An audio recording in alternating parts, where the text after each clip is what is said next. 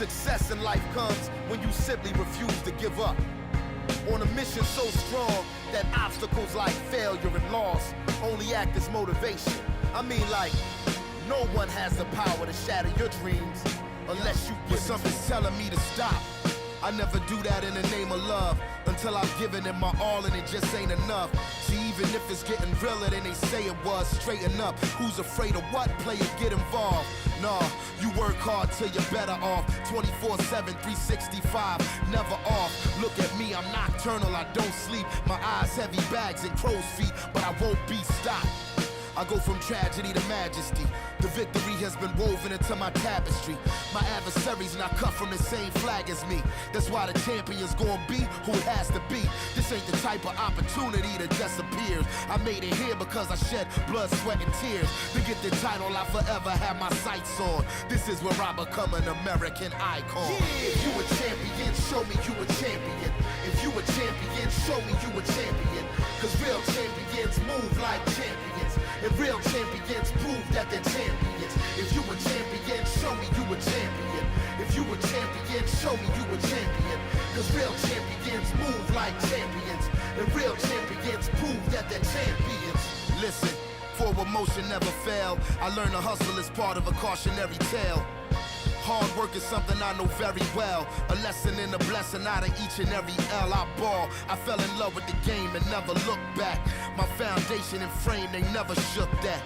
Been trailblazing my name into the book that represent all the champs who had a chance and took that. And laser focus is the reoccurring theme. Forever coming to me like a reoccurring dream. If we weren't kings, we'd probably be swimming upstream, trying to make the devil come clean for the umpteenth. You know me as the global dean from the noble team. So convene and the whole regime shall be overseen. I'm a pillar like a column in the pantheon. Competition, I can't see them. I'm champion. Yeah. If you a champion, show me you a champion. If you a champion, show me you a champion. Cause real champions move like champions. And real champions prove that they're champions. If you a champion, show me you a champion. If you a champion, show me you a champion. Cause real champions move like champions. And real champions prove that they're champions. But I'm gonna prove that I'm the champion. And if it's something I can't do, well then it can't be done. And I ain't saying I don't lose, or saying I'm the only one. But if it's either I or you, the best believe it's only gonna be one. True champion. Yeah. If you a champion, show me you a champion. If you a champion, show me you a champion. Cause real champions move like champions. And real champions prove that they're champions. If you a champion, show me you a champion. If you a champion, show me you a champion. Cause real champions move like champions. And real champions prove that they're champions. If you a champion, show me you a champion. If you a champion, show me you a champion. Cause real champions move like champions. And real champions prove that they're champions. If you a champion, show me you a champion. If you a champion, show me you a champion. Cause real champions move like champions. And real champions prove that they're champions.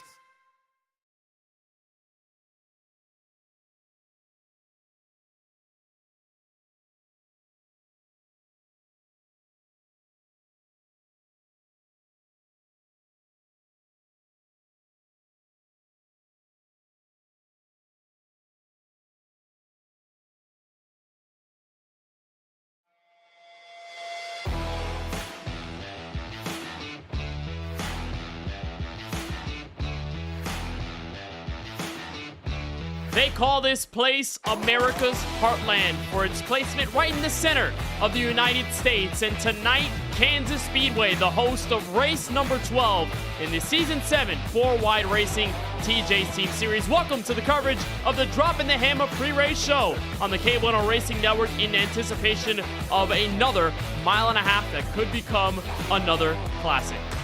Welcome to our pre-race crew. We're alongside Keelan Belsha and Francisco Bacallao. I'm Kenneth Bueno. Francisco, we are at Kansas. It's been quite a while. We usually visit this track at least once a season, but we're back at this famed mile-and-a-half track that's known for its many grooves. And as we've seen over the course of the season, mile-and-a-half tracks produce some of the best racing we've seen. Tonight could easily be the same, or add on to that with a brand new winner or someone taking center stage once more. Happy to be back here in the nation's heartland of Kansas. Kansas Speedway always provides great racing. Our mile-and-a-halves and 4 wide always put up a great show every single time out, and I don't think today is going to be anything short of that kind of expectation. There's so many different guys that can show up here, grab wins, and there's also plenty of people looking to capture their first win of the season, and today could be that day.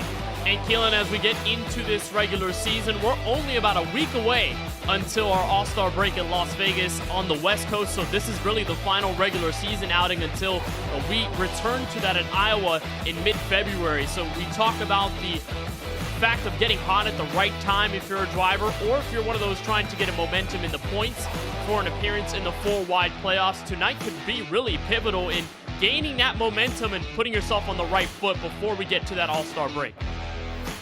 Yeah, thanks for having me up here today, Kenneth.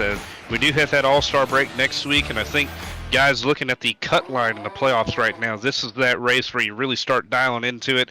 We have 1 point separating Austin Reedy, who we'll talk to in a little bit, and Mikey Neal at the current cut line right now. Still some races going to regular season. There's opportunities to make up points, but these kind of mile-and-a-halves that everybody knows how to drive, you're starting to run low on them. So it's getting to those opportunities where you have to make the most out of your points. You feel a bit of a class system because you've got those drivers who already have the wins locked in. It seems like they're going to be ready for the 4-wide playoffs in several months, but all of those guys like Austin Reedy or a Mikey Neal, some of those deep in the field still searching for a first win in this campaign, are scrapping and fighting every single week. And we know that Austin, as successful as he's been in this series, especially around that All-Star break, could be fun to see what he can cook up here tonight. But we had a really stellar race 1 week ago at the Lady in Black at the virtual Darlington Raceway, where it became an all-time classic, and Jaden Porter hoisted the trophy for the first time this season. Started up front with Brandon Hawken on the inside. It didn't take long for Brandon to pull away, but for Porter, had a fight with Lawson Peel over the long run. But one thing we noted, Francisco, was that Jaden Porter and his teammate Steven Maggio could easily be the best drivers when the run started progressing and those tires started wearing down. It really noted itself through strategy. Here's Porter taking second place away from Lawson Peel, his teammate Steven Maggio following, and then the pivotal pass for the lead at lap 45 before the first round of stops. Yeah, Porter really flew through the field at the end of that first run to take the lead away from the dominant Brandon Hawken up until that point, and it was very clear that himself, Brandon Hawken, and Steven Maggio were going to be the big dogs of this race. And here, after or approaching the second pit stop of this race, it's Hawken versus Porter battling for the top position, both drivers being extremely aggressive. The clean air was important, but also to make a statement on one another. Hawken made multiple attempts to go down the inside. Porter was denying him that. There was a little bit of contact here, but Hawken with a great save in the middle of turn 4 to keep it going in the right direction after the pit stops. And then right here, this was the moment of the race, Kenneth. And this was the only caution of the race. Craig Rowe, Mikey Neal getting into it off turn 2 as Jaden Porter was catching up to the lap car Curtis Kelly. Decision down pit road, pivotal for both drivers. They both take 2 tires. Jaden, though, is the first man out of pit road, beating Hawken. And then with his teammate, Steven Maggio on the inside, getting the restart with 2 laps to go. And Jaden just sailed the Chevrolet home. His first win of the season, and his first after a 16-race winless streak that goes back to Dover of last season. It's been quite a while since we've seen the Louisville, Kentucky native at the checkered flag at the right moment, but Jaden, after all that he's going through throughout the season, finally has that monkey off his back and can call himself a winner here in 2025. It was a lot of fun to watch that race, and we seem to have a recurring theme. New drivers taking victory while Brandon Hawken seems to be fighting with him. It always seems to be fun when you look at how Brandon faces with everyone and just how they're able to beat them in creative ways or in dominant fashion, just like Jaden Porter did that last week ago at Darlington. Well, here at Kansas, we know we only run one race here every single season, and it necessarily isn't the most historic track in 4-wide history, but there is a bit of history at America's Heartland when you think about the KBueno Racing Network. And on today's KBRN Moment in Time, we go back at least several years to 2022, where we were here for the Wart Dynamo Designs National Series race. Welcome to today's KBRN Moment in Time. This moment comes from a race held at Kansas in 2022 for the Work Dynamo Designs National Series. Pace truck makes its way down to the safety of pit road. The two bow ties will lead us to green for the first time for lap number 1. Garrett White, Ryan Barone to the green. We're underway in the Maverick Motorsports Prairie Shootout from Kansas. Kansas set the stage for race 4 in this series' second season, and the event began with chaos as Ryan Barone set off a big one on the opening lap. Despite the crash, it turned out to be the only yellow of the race, with drivers scrapping for position and Gino Mero leading the first segment. As the race entered green flag strategy though, Garrett White emerged as a new contender, and after using the overcut method to pass Mero, he sailed off into the Kansas sunset, while Mero battled with Hayes Booth for second place. This was White's first win of the second season and third career win in this series, leading to a championship at the end. This race was one of many classics of the series that became a staple of the KBueno Racing Network's coverage. And that's today's KBRN Moments in Time. That's a wonderful moment there from Kansas. Garrett White getting the win, one of the bigger names in the KBueno Racing Network at the time with the Work Series and using the Xfinity Series cars. But Keelan, I mean, we've had history here with 4 Wide last season with the same machines, back when Lawson Peel barely beat Colin Forster in those last 10 or so laps after a late race restart. It was a ton of fun, but I think looking back those several years, you get to see the great races that happened here. And although I think they had a huge one on lap 1, everything worked out to the end and could give a preview of what we should expect to see tonight. Yeah, Kansas has always been a great track on the sim for me. This is where my first NASCAR stock car win ever came. It was at a C-Fix here at Kansas in May of 2020, and it's always held a special place in my heart. And seeing it produce such good racing here on the sim and in real life, we have had, I think, 2 of the best races last season in the NASCAR Cup Series came right here at the Kansas Speedway. So this track is known for producing great multi-groove racing, and I don't think any of that will change this evening.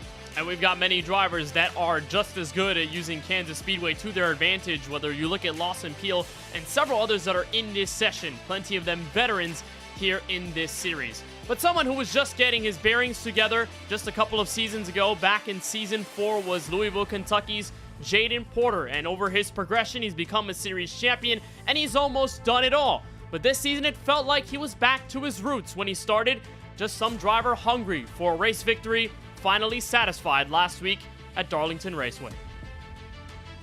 Getting a little jealous of my teammates winning and I'm not winning, but I feel like the win's coming. We gotta continue to run consistent though. If you stay consistently in the top 5, that win will come at some point. Hopefully we can get a win at some point. We're knocking on the door. We're gonna be right there and get one. Jaden Porter takes the field through the Geico restart zone, and he's up and away with his teammate right behind him. But Jaden Porter survives to be christened in gold. Finally, Jaden Porter can call himself a winner this season, captures the W from Darlington. I feel so relieved. I put a lot of pressure on myself entering this year to say that I was gonna at least get a win at some point.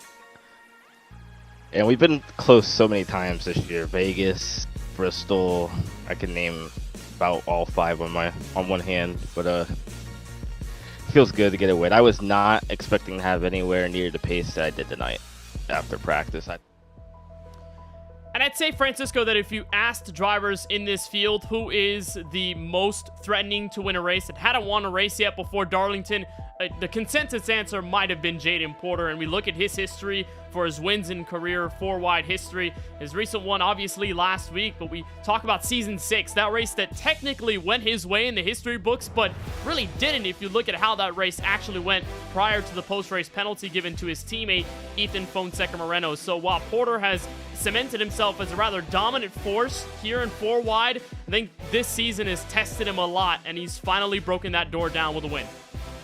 Yeah, it's been a great season for Jaden so far. About the only thing he was missing was that race win. Has an extremely large points lead over the likes of Kyle Benson and now Brandon Hawken in the 3rd spot. So, I mean, he's done a great job. Was looking for that win. It's been a while since he was able to get a win on that, crossing the checkered flag first, and He was super stoked to get that done, and now the goal for him is essentially just get as many more possible, keep that points lead, and get a good cushion going into the playoffs to make his life easier to get back to the championship fight and try get a second championship to his name. And it's going to be a long road until then, but he's certainly put himself in a good position, locking himself in the playoffs. There were 3 words that were common throughout all of his interviews this season when he's finished on the podium before the win, and he's always said, at some point, always kind of knew, had a feeling that the win would come his way, knowing his consistency and knowing how well he had performed up until that point, and it was a big moment of relief for the Kentucky native of Porter to be able to get that win as he tries to go for 2 in a row tonight, if he can do so here from Kansas. One driver who's been successful here before and is trying to get back to victory lane this season is Drinking Bros Racing's Eric Schaefer, who joins us now. Eric, first of all, welcome. We appreciate you taking some of your time throughout practice to join us here on the KBueno Racing Network. I want to talk to you about what's been going on this season, how you felt about it, and how you feel about heading into Kansas tonight. Yeah, guys, appreciate it. Happy to be here. Kansas is not one of my better tracks. I'm looking forward to it, though. I like running here. I'm especially a bottom feeder.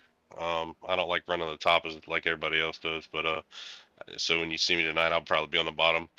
But this season, building up to this, I've had a couple ups and downs.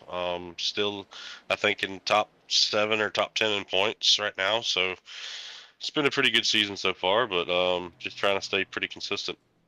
And last season, when we were here at Kansas, you said, or you did exactly what you just said there, rolling the bottom throughout the corners, not really minding what everyone's doing at the top of the racetrack, but making sure you're saving your rubber on the inside of the racetrack. Do we foresee that being the best line over the course of this race? Now, this next-gen car is a little bit different, but how do you feel with practice and some of the laps you've seen so far?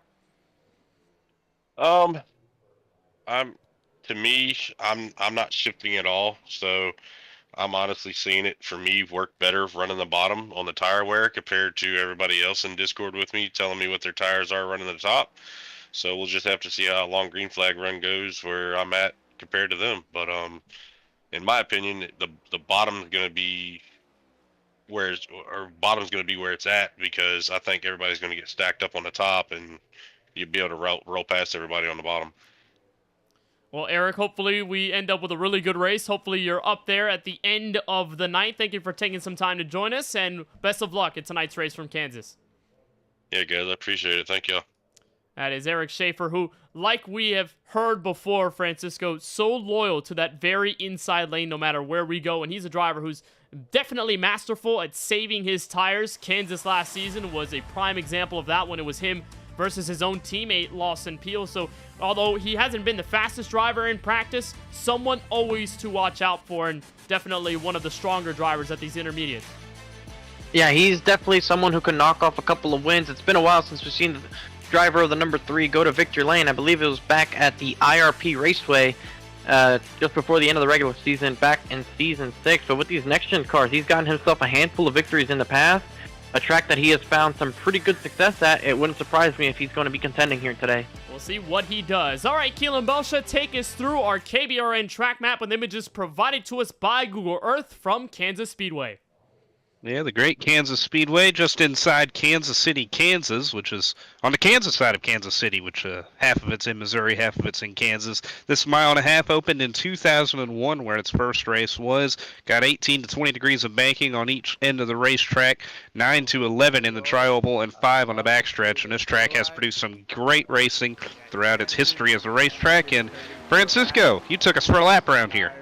I did, and it's not necessarily an easy lap, especially if you're running this line all the way up against the outside wall. It is not easy to stay that close and not hit the wall and get the speed out of it all at the same time. The car, the closer you get, the looser it wants to be, but if you can run it well, that's where the lap time and the speed will be, especially as these long runs continue. You want to get close. This end of the racetrack's probably a little bit harder because the car can really push tight all of a sudden in the center of the corner. You get into that wall, and your car does not want to get off of the wall. So I would say the biggest key for these guys when they're running laps here around this racetrack, Kenneth, if they're on the outside, 1 and 2, your car could get loose, and really spin out, or in 3 and 4, you can get tight and you won't be able to come off that wall. As the tires hit and the fall off begins, it's going to be fun to see how that all comes in together. It's really a big aero game, playing with that outside wall where it seems to be fastest. Eric believes otherwise, but the field will try their hand at this Kansas Speedway tonight in just several moments. That'll do it for our coverage of the Drop in the Hammer pre-race show. We'll be right back with more coverage of race number 12 in season 7 of the 4 Wide Racing TJ's Team Series. Don't go anywhere.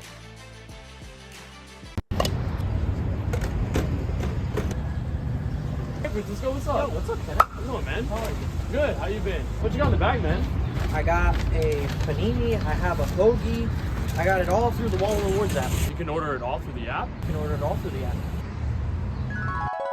I can order it all through the app. The world is my oyster! By placing your order on the Wawa app, you can pick up at any time with ultimate satisfaction. Gotta have a Wawa. My name is Francisco Bacallao, driver of the number 30 Celsius Toyota.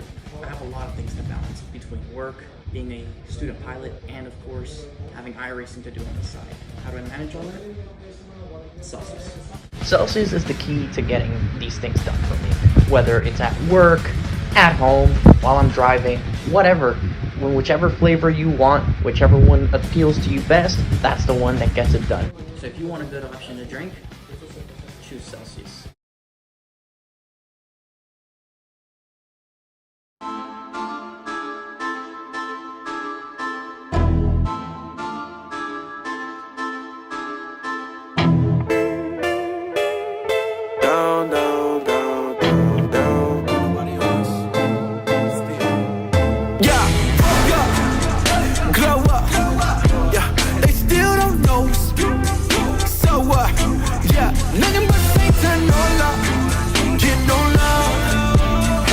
That's my bonus for my quota. Boy, don't nobody home. I just get a check in the jail with the set. All we do is rap. Ain't worried about next. Yeah. I'm just making plays, Broadway in the flesh. On us, this right here in the corner.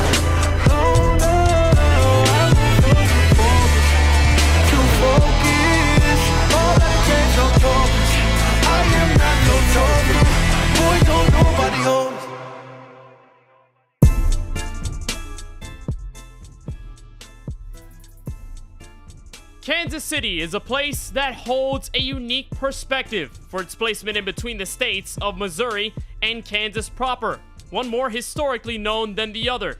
Tonight, the perspectives of the seasoned veterans versus the up-and-comers stand off in a track settled in this land known for its duality. Live from the virtual Kansas Speedway, the KBueno Racing Network welcomes you to coverage of race number 12 in the Season 7 4 Wide Racing TJ's Team Series. Welcome to our first trip to America's Heartland tonight, where alongside Francisco Bacallao and Keelan Belsha, I'm Kenneth Bueno. We'll have Charlie Byer join us from pit road in just several moments. Francisco, intermediate tracks, the story of the season, bringing us what we call the bangers, the best types of races that we've seen. Plenty of them mano-a-mano between two drivers. Tonight at Kansas, our first appearance of it this season, we may very well see the same thing. Absolutely. Mile and a halves with this series have been synonymous with some of our better races, and includes our closest finish in league history. Kansas, always great racing, high banks, multi-groove action, so many competitive guys. This will be a difficult one to see who comes out on top at the end of the evening. And Keelan Belsha, we've had plenty of stories here at Kansas before, whether it's Kyle Benson, the Pennsylvania native, or Lawson Peel, who's won the last 2 races here in a row. What do you see happening this time around with a brand new field and plenty of other guys that have definitely proven their worth? It's really tough to predict, Kenneth. Glad to be up here today because we have so many former race winners here at Las Vegas, and then mix in some of our great rookies that have sprinkled themselves throughout the campaign this season. It really has made this season tough to predict when we come to a mile and a half like this. So And I know there's going to be a lot of guys hungry for a win, especially as we close in on that playoff cutoff. And as we look at our Season 7 schedule, we've already crossed off multiple mile-and-a-half treks this season. Our first one at Las Vegas, that went the way of Lawson Peel. We took Chicagoland, where Brandon Hawken went face-to-face with Steven Maggio. The rookie Maggio got the victory there. Then at Charlotte, Maggio went back-to-back at the intermediates and basically stomped the field there. And then we went to Atlanta the week right after, or at least the several weeks that followed, and Lawson Peel was able to take the crown. So the only drivers that have won intermediates are Steven Maggio and Lawson Peel. They're both here tonight, but no Brandon Hawken as we move forward through tonight's race. So that will be interesting to see what happens in that front. This is also our final race until the All-Star break at Las Vegas next week on January 29th. So that'll be a lot of fun when we get to Sin City. And just a quick reminder on if you want to know about what's going down 1 week from tonight, this race will cost no points for the drivers. However, the winner of the main race that is 100 laps on the 29th will be able to get some playoff points for season end. So we'll see how that all goes. You see all the automatic qualifiers, where they line up. The open qualifiers will take place first in a 35-lapper where the top 3, then 2 more, and then the fan vote winner will join the rest of the field already locked into the main field. And just a reminder that if you want to get into the fan vote, you can find the link on 4WR Racing on X or 4wideracing.com. So keep an eye on that with the All-Star race next Wednesday. You still got a bit of time if you want to lock in your vote for which driver you want to see enter the main race if they're not already locked in. We are just several minutes away from the beginning of tonight's race from Kansas Speedway. Why don't we talk with our pre-race interviewee and our in-race reporter for tonight's race? That is Murray Reedy Motorsports' Austin Reedy in the 34. Austin, you got a copy? Yeah, I'm here. All right, Austin. Well, Tyler told me earlier that he wanted me to interview you. We know that you're running your throwback scheme tonight, and there's plenty of other things around that conversation as well. But what are your overall thoughts on what we should expect to see here at Kansas? Multi-lane racing. You can really run any lane here. I feel like, just depending on where you feel most comfortable. I think a lot of guys feel comfortable up top and on the bottom. You can also make the middle work if you want to go for it, but hopefully you don't see 3 wide too early. You're one of those guys that still hasn't found a win this season and still trying his best. I know you didn't make Darlington last week. That's why you're running the throwback here tonight. But is this probably one of your best chances to get a win right before the All-Star break? Probably. It's one of my better tracks. I've won here at least once in another series, so I know the track really well, and I feel like I can run the top and the bottom well, so just got to be at the right spot at the end, execute green flag stops if they happen, and save our tires. All right, Austin. Well, hopefully we're able to talk to you in just a couple of moments throughout the race. I think I wanted to bring up one last thing before we send you back out for the green flag. We heard the words mushmouth be uttered by Tyler Murray when he sent a graphic to the entire chat. I don't know what exactly that's about, but could you probably explain that a little for us? Yeah, it just means he's going to be in the fence if he gets close to me. But... Ooh. They said they are not responsible for Austin's actions after 10 p.m., by the way, which is in about 50 minutes. So I got some time. I behave myself. Well, Austin, hopefully you're able to do well here in tonight's race from Kansas, and hopefully we'll be talking to you more throughout the rest of tonight's race. Best of luck out there. All right, go Birds. That is Murray Reedy Motorsports' Austin Reedy, who will take the track for the first time in a couple weeks. He was not with us at Darlington to unveil his throwback scheme, but we'll get into the details of that in just several moments. We are half a minute away from the start of tonight's race from the virtual Kansas Speedway. If you want to know some of the history of this track in this series, we've ran it several times, mostly since Season 1. The drivers who won the most races here, Kyle Benson and Lawson Peel, each of them locked with 2. Everyone else who's won only have 1. And for the rest of the field, they haven't been able to win here at this speedway. So it will be another challenge as to whether we'll find a brand new winner this time around in week number 12, or whether we'll find ourselves with a brand new driver re-cementing themselves as a force in this series to come. Qualifying is over. Let's take you trackside and get you through tonight's starting grid here at Kansas Speedway to see how the field will unfurl at the green flag of one of 134 grueling laps in about 200 miles. On the front row is Mikey Neal with his first proper pole of the season. Lines up a 31.518 in a hot track temperature to get the pole on the lead with Curtis Kelly on the outside, one of those drivers so strong in the point standings. He'll be on the outside of the front row, Francisco. Row 2 will feature Juan Escamilla in the third spot, so another driver with a great qualifying effort, and Steven Maggio, winner over at the Chicagoland and the Charlotte Motor Speedway, will be rolling off from P4. Back in row number 3, we have the 48 of AJ Green and two-time winner at this racetrack in the past, Kyle Benson in the 38. Back in row number 4 is where you'll find last week's winner, Jaden Porter, going to try to go for 2 in a row. He lines up 7th with Tristan Bailey from Murray Reedy Motorsports on his outside in 8th place. Evan DeLeo will be in the 9th spot with league owner Tyler Murray rounding out your top 10 qualifiers. And we'll see the rest of the field scroll on by. You look at several heavy hitters, Austin Riddy, Lawson Peel among those in the field. We've got approximately 32 full here at this Kansas Speedway. So let's get a big field for tonight's race. And plenty of drivers still running their throwbacks, not entirely done with the throwback spirit as we enter this one after Darlington. But you can see a bunch of those guys all the way back through the end of the field as it goes down. We've got a beautiful day in sim here at Kansas. It's a mild afternoon day in sim, but we had a really hot track temperature, Francisco, something that we definitely mentioned right before we went live. At least you told me very much a challenge for those in the field, specifically on the tire front.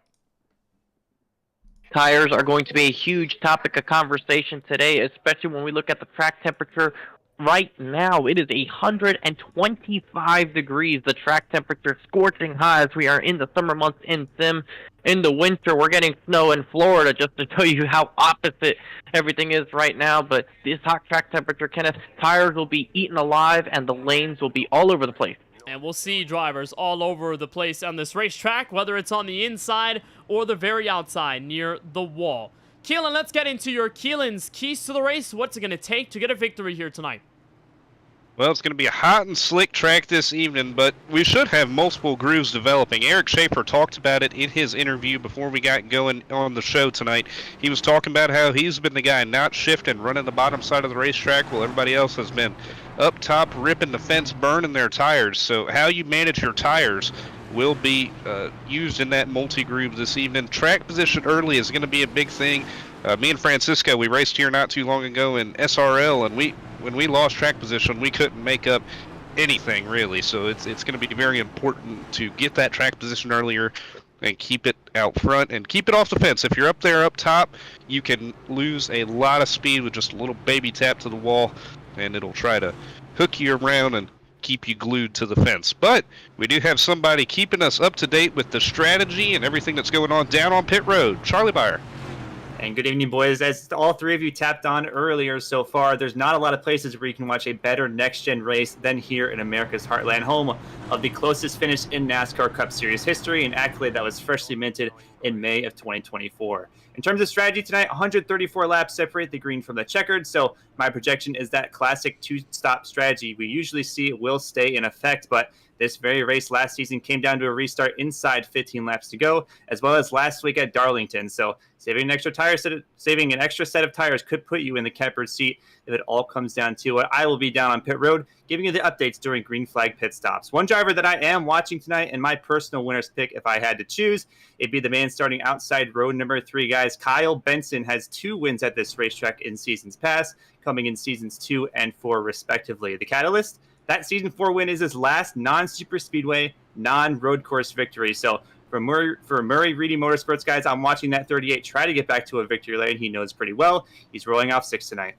Thank you, Charlie. We'll be touching in with our pit road reporter all race long. Very much a fan favorite after last week's edition of the series at Darlington, where we had Charlie basically in the thick of things. We could hear the race cars right behind him. We got 134 laps, NIS length here tonight from Kansas Speedway. 201 miles. We go 321.6 kilometers. We've got several tires left in the pits, but we mentioned that track temperature as hot as it was in the practice session, and as it transfers into this race session, it will be very tough on the drivers. Just as Keelan said, just keep the car clean, keep it off the fence, make sure this car makes it to the checkered flag.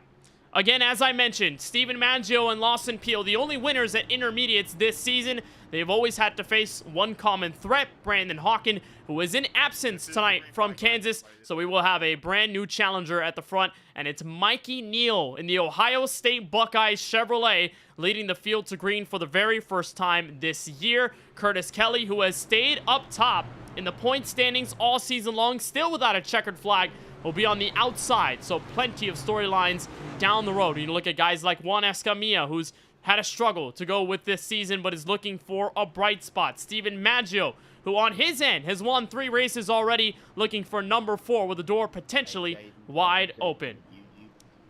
Let's get this one started.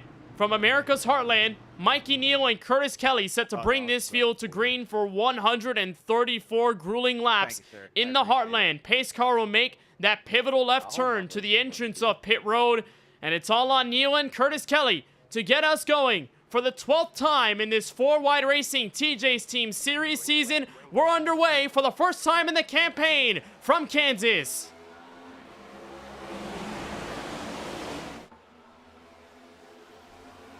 My car was I don't know what the hell is going on. I'm very sorry, whoever was behind me. And I tried to touch. And already trouble, big crash. There's someone on his side. It's Christopher Bishop spinning with Daniel Moore and several others. Yellow flag out on the first lap of the race. I saw 4 wide for just a split second, Kenneth, and I thought there is no way we're going to get through this first lap clean, and evidently so. There's Daniel Moore, and Christopher Bishop is beached on the transition between the apron and the banking. He most likely will have to tow.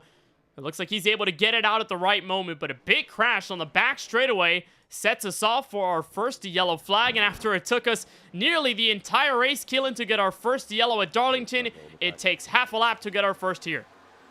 Yeah, it was almost 5 wide back there. Daniel Moore and that other car right there, I believe that's Trevor Haley, they got together. Bishop got almost the worst of it with Daniel Moore right there. So big first lap incident. And I was wondering if that all started off the initial start. We'll get another look here. On board with Christopher Bishop with the Charlie Bayer photography on board camera. They're already 4 wide back there. Tyler Murray on the very top.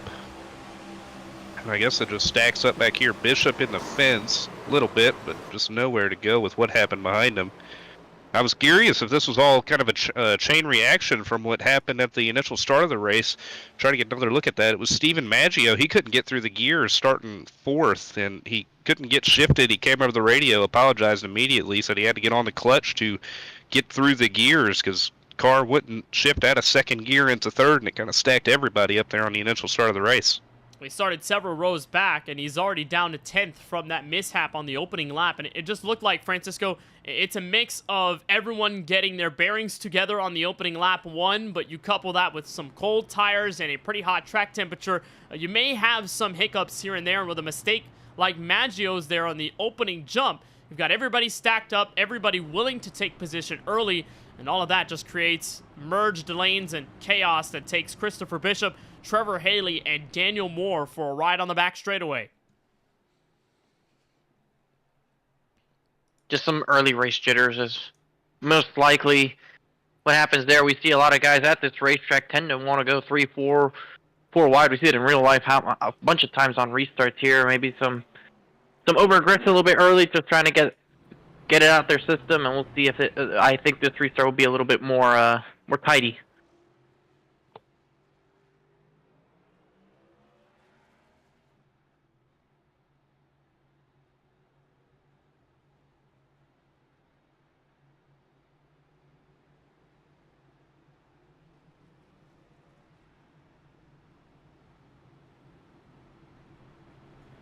We were just looking at Brian Dixon, several of those other guys in the back that were taking their trips down pit road. Plenty of that for the damage repair. So I guess we'll go for a second time here at Kansas. Curtis Kelly now the race leader, taking over from Mikey Neal, who will be on the outside of the front row.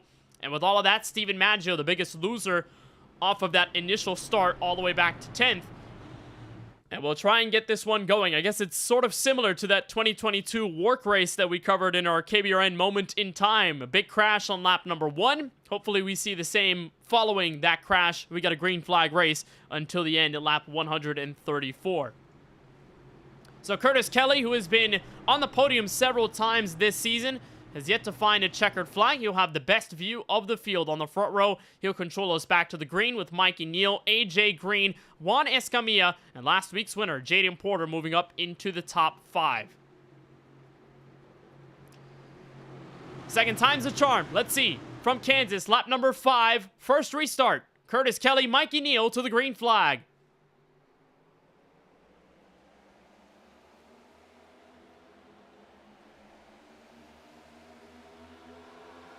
And a better jump by AJ Green gets around Mikey Neal. Jaden Porter also sneaks by on the inside through turns 1 and 2. Curtis Kelly, Francisco with the control on the back straightaway. Oh, and Kyle Benson gets into the wall a little bit further back. Tristan Bailey got loose trying to battle with the 51 of Steven Maggio, but everyone seems to get through a lot better this time around, as we will complete our first full green flag lap here from the Kansas Speedway. It is Curtis Kelly leading the field, and if you remember back to Las Vegas Motor Speedway, a track very similar to this one, Kenneth, he was actually a pretty competitive driver in that race, was up there with Lawson Peel, but those restarts just didn't exactly work out in his favor to come away with the win, but he's being chased down right now by AJ Green, Keelan. AJ Green sitting right back there, still in his Jimmy Johnson throwback from last week, as Curtis Kelly continues to lead. His first laps led since Talladega a couple weeks back, where he led 3 of them. AJ Green, a guy who has been knocking on the door for a race win a couple times this season, hasn't quite been able to break through. He's followed by Jaden Porter and Lawson Peel, 2 guys who were battling pretty early in Darlington last week. And then we got Juan Escamilla rounding out the top 5. Pretty single file and pretty tame since we got past that first accident on the initial start. And one driver you don't see in the top 5 anymore is Mikey Neal, who was the pole sitter tonight, already back to P6 in this side-by-side battle with Kevin D'Elia on the inside. That's a not stonks, but still kind of stonks Chevrolet down there. The Buckeye Racing Neal on the outside, getting the position made in P6. And we'll try to attack once more on Juan Escamilla. Was something that we did notice out of guys like Craig Lautenschlager early in the race at Darlington, Francisco, where you sort of see him fall back in those opening laps, but plenty of that was down to the tire strategy and making sure that he was saving his rubber for when the race ended up in a green flag run. It seems like either Mikey Neal is portraying that or maybe just a sluggish start here, now getting back underneath Juan Escamilla for P5. Wasn't a good start for your pole sitter, but it's not about how you start, it's about how you finish. He's still hanging on, or trying to hang on to a spot inside the top 5 for his sake. Repping the Buckeyes, which won the national championship earlier this week. He's hoping to have some success here like they did on the football field. And after they pretty much stomped Notre Dame and the Fighting Irish in that finale at Atlanta in the Mercedes-Benz Stadium, it was a wonderful game there for the Buckeyes in the Big Ten, getting their first college football championship since 2014, which is sort of funny to think. I think, Killen, you're more so the college football enthusiast than all of us here in this chat, or at least in this broadcasting booth, where, you know, you've got the opener of the college football playoff system in 2014, Ohio State wins, and then the first year of the 12-team college football playoff, Ohio State wins again. So it's almost funny to see how it mirrors itself. Man, it seems no matter how they do these playoffs, Ohio State's going to find a way to back into one of them. So that's my opinion on it. LSU did get one under that format as well, but Ohio State, they were probably the better team and probably wouldn't have as much as an asterisk next to their team this year if they had just taken care of Oregon in the regular season, because they were obviously the better team, as we see Austin Reedy start to cut his way through the pack, battling for that last spot in the top 5 with Juan Escamilla in the 41. He is donning that throwback that he didn't get to run last week. I believe that's a Wendell Scott is what Tyler Murray said. This is from, I believe, 1962 for Wendell Scott. In the early days of NASCAR history, and our in-race reporter already up several spots. Will peek to the inside of the fellow Ford Mustang Juan Escamilla on the entry to turn 1. Seems like Escamilla and Porter going in synchronization, mano-a-mano, if you will, and Reedy will tack down to the inside and will try to get a look. Unfortunately, no success onto the back straightaway. Something about $20 million with Ohio State. I don't think we'll get into it further from there, but nonetheless, mostly single file as we work through the field. And so far, Francisco, Curtis Kelly holding his own. Had a bit of pressure from AJ Green at the jump of this run. It was nearly about a car length or two. It is growing as AJ Green finds himself under pressure. Lawson peeled to the outside, looking for second place.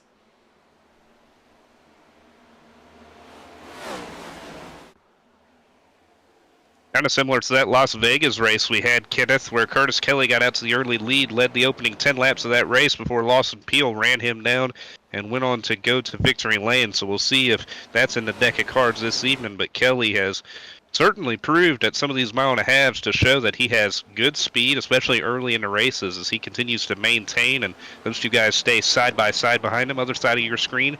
They continue to battle throughout the pack. That was Tristan Bailey, Mikey Neal, among those that are in the fight for position just inside of the top 10. And there goes Lawson Peel by, takes away second from AJ Green. And now it's the hunt to the race leader. Francisco alluded to it earlier that at Las Vegas, Kelly and Peel were those to watch for before the caution came out late in the going. Kelly had gotten beaten through strategy as Peel had the better tires and the overall better pace over the race. But Kelly has been knocking on the door and has been leading laps, has been gaining solid points to put himself in a place for the 4-wide championship later this season. And for Lawson, he's one of those drivers with 2 wins here at Kansas. He's won the last 2 in a row from Season 6 and Season 5. So, Francisco, obviously, when you look at Kansas for this series, Lawson is always a driver to watch. Always is a driver to watch on the mile and a halves in particular. He's just always there, competitive, looking to win multiple races every single season. You just expect him to always be at the front, be contending for wins, and if he's not, then something's definitely wrong. So, well before this race is over, Kenneth, that 12 car is going to be in contention to win this race all day long. And already he's setting faster laps than the race leader by 0.03 of a second. 32.654 for Kelly, 32.620 for the second place runner-up, Lawson Peel, as we look at it right now. AJ Green in a fight for third with Jaden Porter, who led 88 laps last week at Darlington. These two didn't really see each other all that much on track because Porter was up front. Green was in the middle of a heated top 10 and top 15 battle for most of the night. And Porter using that outside to get around here for P number 3. But what I'm surprised to see Keelan Belcher earlier on in this race is you see more drivers faithful to the white line. Last season, Eric Schaefer seemed to be one of those lone trailblazers, if you will, at the inside of the racetrack. But this time around, drivers are experimenting a little more as this track cooks up. Yeah, I think the speed, there could be speed up there at the top, especially as these tires wear and you start to battle it out with each other. Making passes is probably going to be easy on the top side of the racetrack compared to the bottom, but as far as managing your race car right now and running that bottom side of the racetrack, that's probably going to be the way to go here in these early stages, as that'll keep your front tires from burning out too much and probably saves you a little bit on the rear too, not gassing it up as hard to get it down the hill with momentum. So I think everybody's kind of got it figured out right now, but I think as this race progresses, we can definitely see more aggression to the top side of the racetrack. But everybody so far being faithful to the bottom side, and in this hot track temp, it's not too surprising. It is very slick out there. And you know, Eric Schaefer did mention that the bottom side could favor the tire saving line a lot better than what the high side is able to produce. So I think that's why we're seeing so many more people running the bottom, even though the top has that kind of speed in it. It's possibly to save some tires and delay using that outside until later in the run so you can hold off the amount you burn off by then. You were looking at the Charlie Byer Photography onboard camera. There's a spinner behind. Juan Escamilla is into the outside wall with Craig Lounslager and Lance Hill. Yellow flag is out for the second time in the race at lap 20. And Juan Escamilla had a good start to this one. Gone sour. Only 20 laps in the going. Yeah, it looks like he got into the wall there, Kenneth, and went back down into Lance Hill. And Lance Hill had nowhere to go in that, and there's just innocent bystanders a lot. Just very slight contact with the wall, and into Lance Hill he was. Is he just getting away from Lance? And then as Lance, the Talladega winner, was just on the inside, nowhere for the Winchester, Tennessee native to go. And just in the wrong place at the wrong time. We'll see if we can get a look from some of the drivers that were involved in that incident. Let's get a look on the left side with Craig Lounslager, right side with Lance Hill. One driver in trouble, the other gets through barely.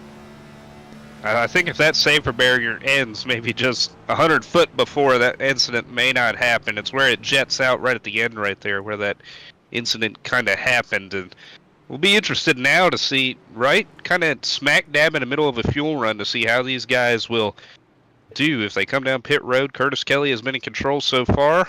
We'll see if they take the opportunity.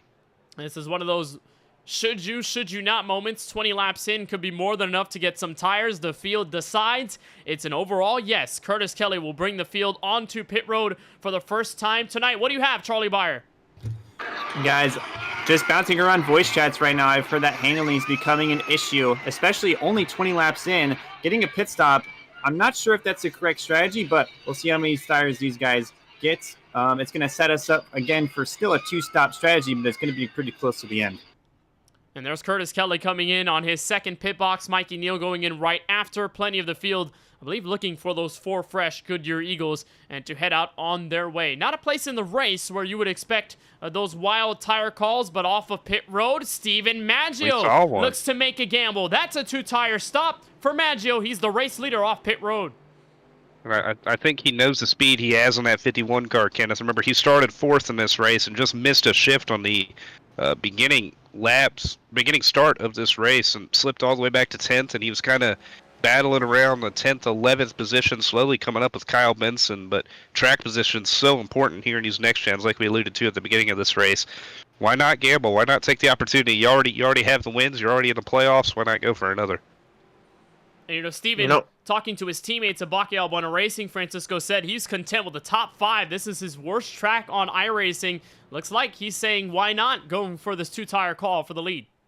Some clean air probably could help the case. I mean, clean air makes everything better, doesn't it? We hear that a lot with these race cars in particular, but he is the only driver to even do this kind of a strategy with 2 tires. Every other driver in this field has taken 4 tires under this opportunity on the pit stop, so we'll see what that does for him, knowing he has about 20 or so laps on those left sides. And I think most drivers, what are really going to do here is take notes and see how well he performs in the clean air on this restart, because if we get a late enough caution, just like Darlington, we'll see if they use that strategy to try and win the race for themselves.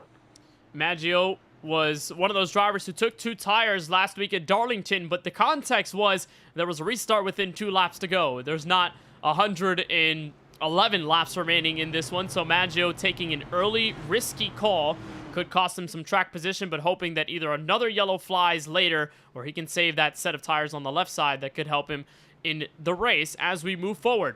So Maggio, the race leader, on a 2-tire call. Everyone else on the 4 tires behind him and around him. Curtis Kelly will see himself be on the outside of the front row waiting for Maggio's call. Lawson Peel, Austin Reedy to support back in row 2. AJ Green, who was at once second in this race, already back to P5. Well, let's see if Maggio's call pays off. Off turn 4, we'll go green for the second restart of the race at lap number 24. Maggio brings the field into the Geico restart zone. We're back underway from Kansas, and there goes Lawson Peel to the inside for second. Maggio leading the field back to turn 1.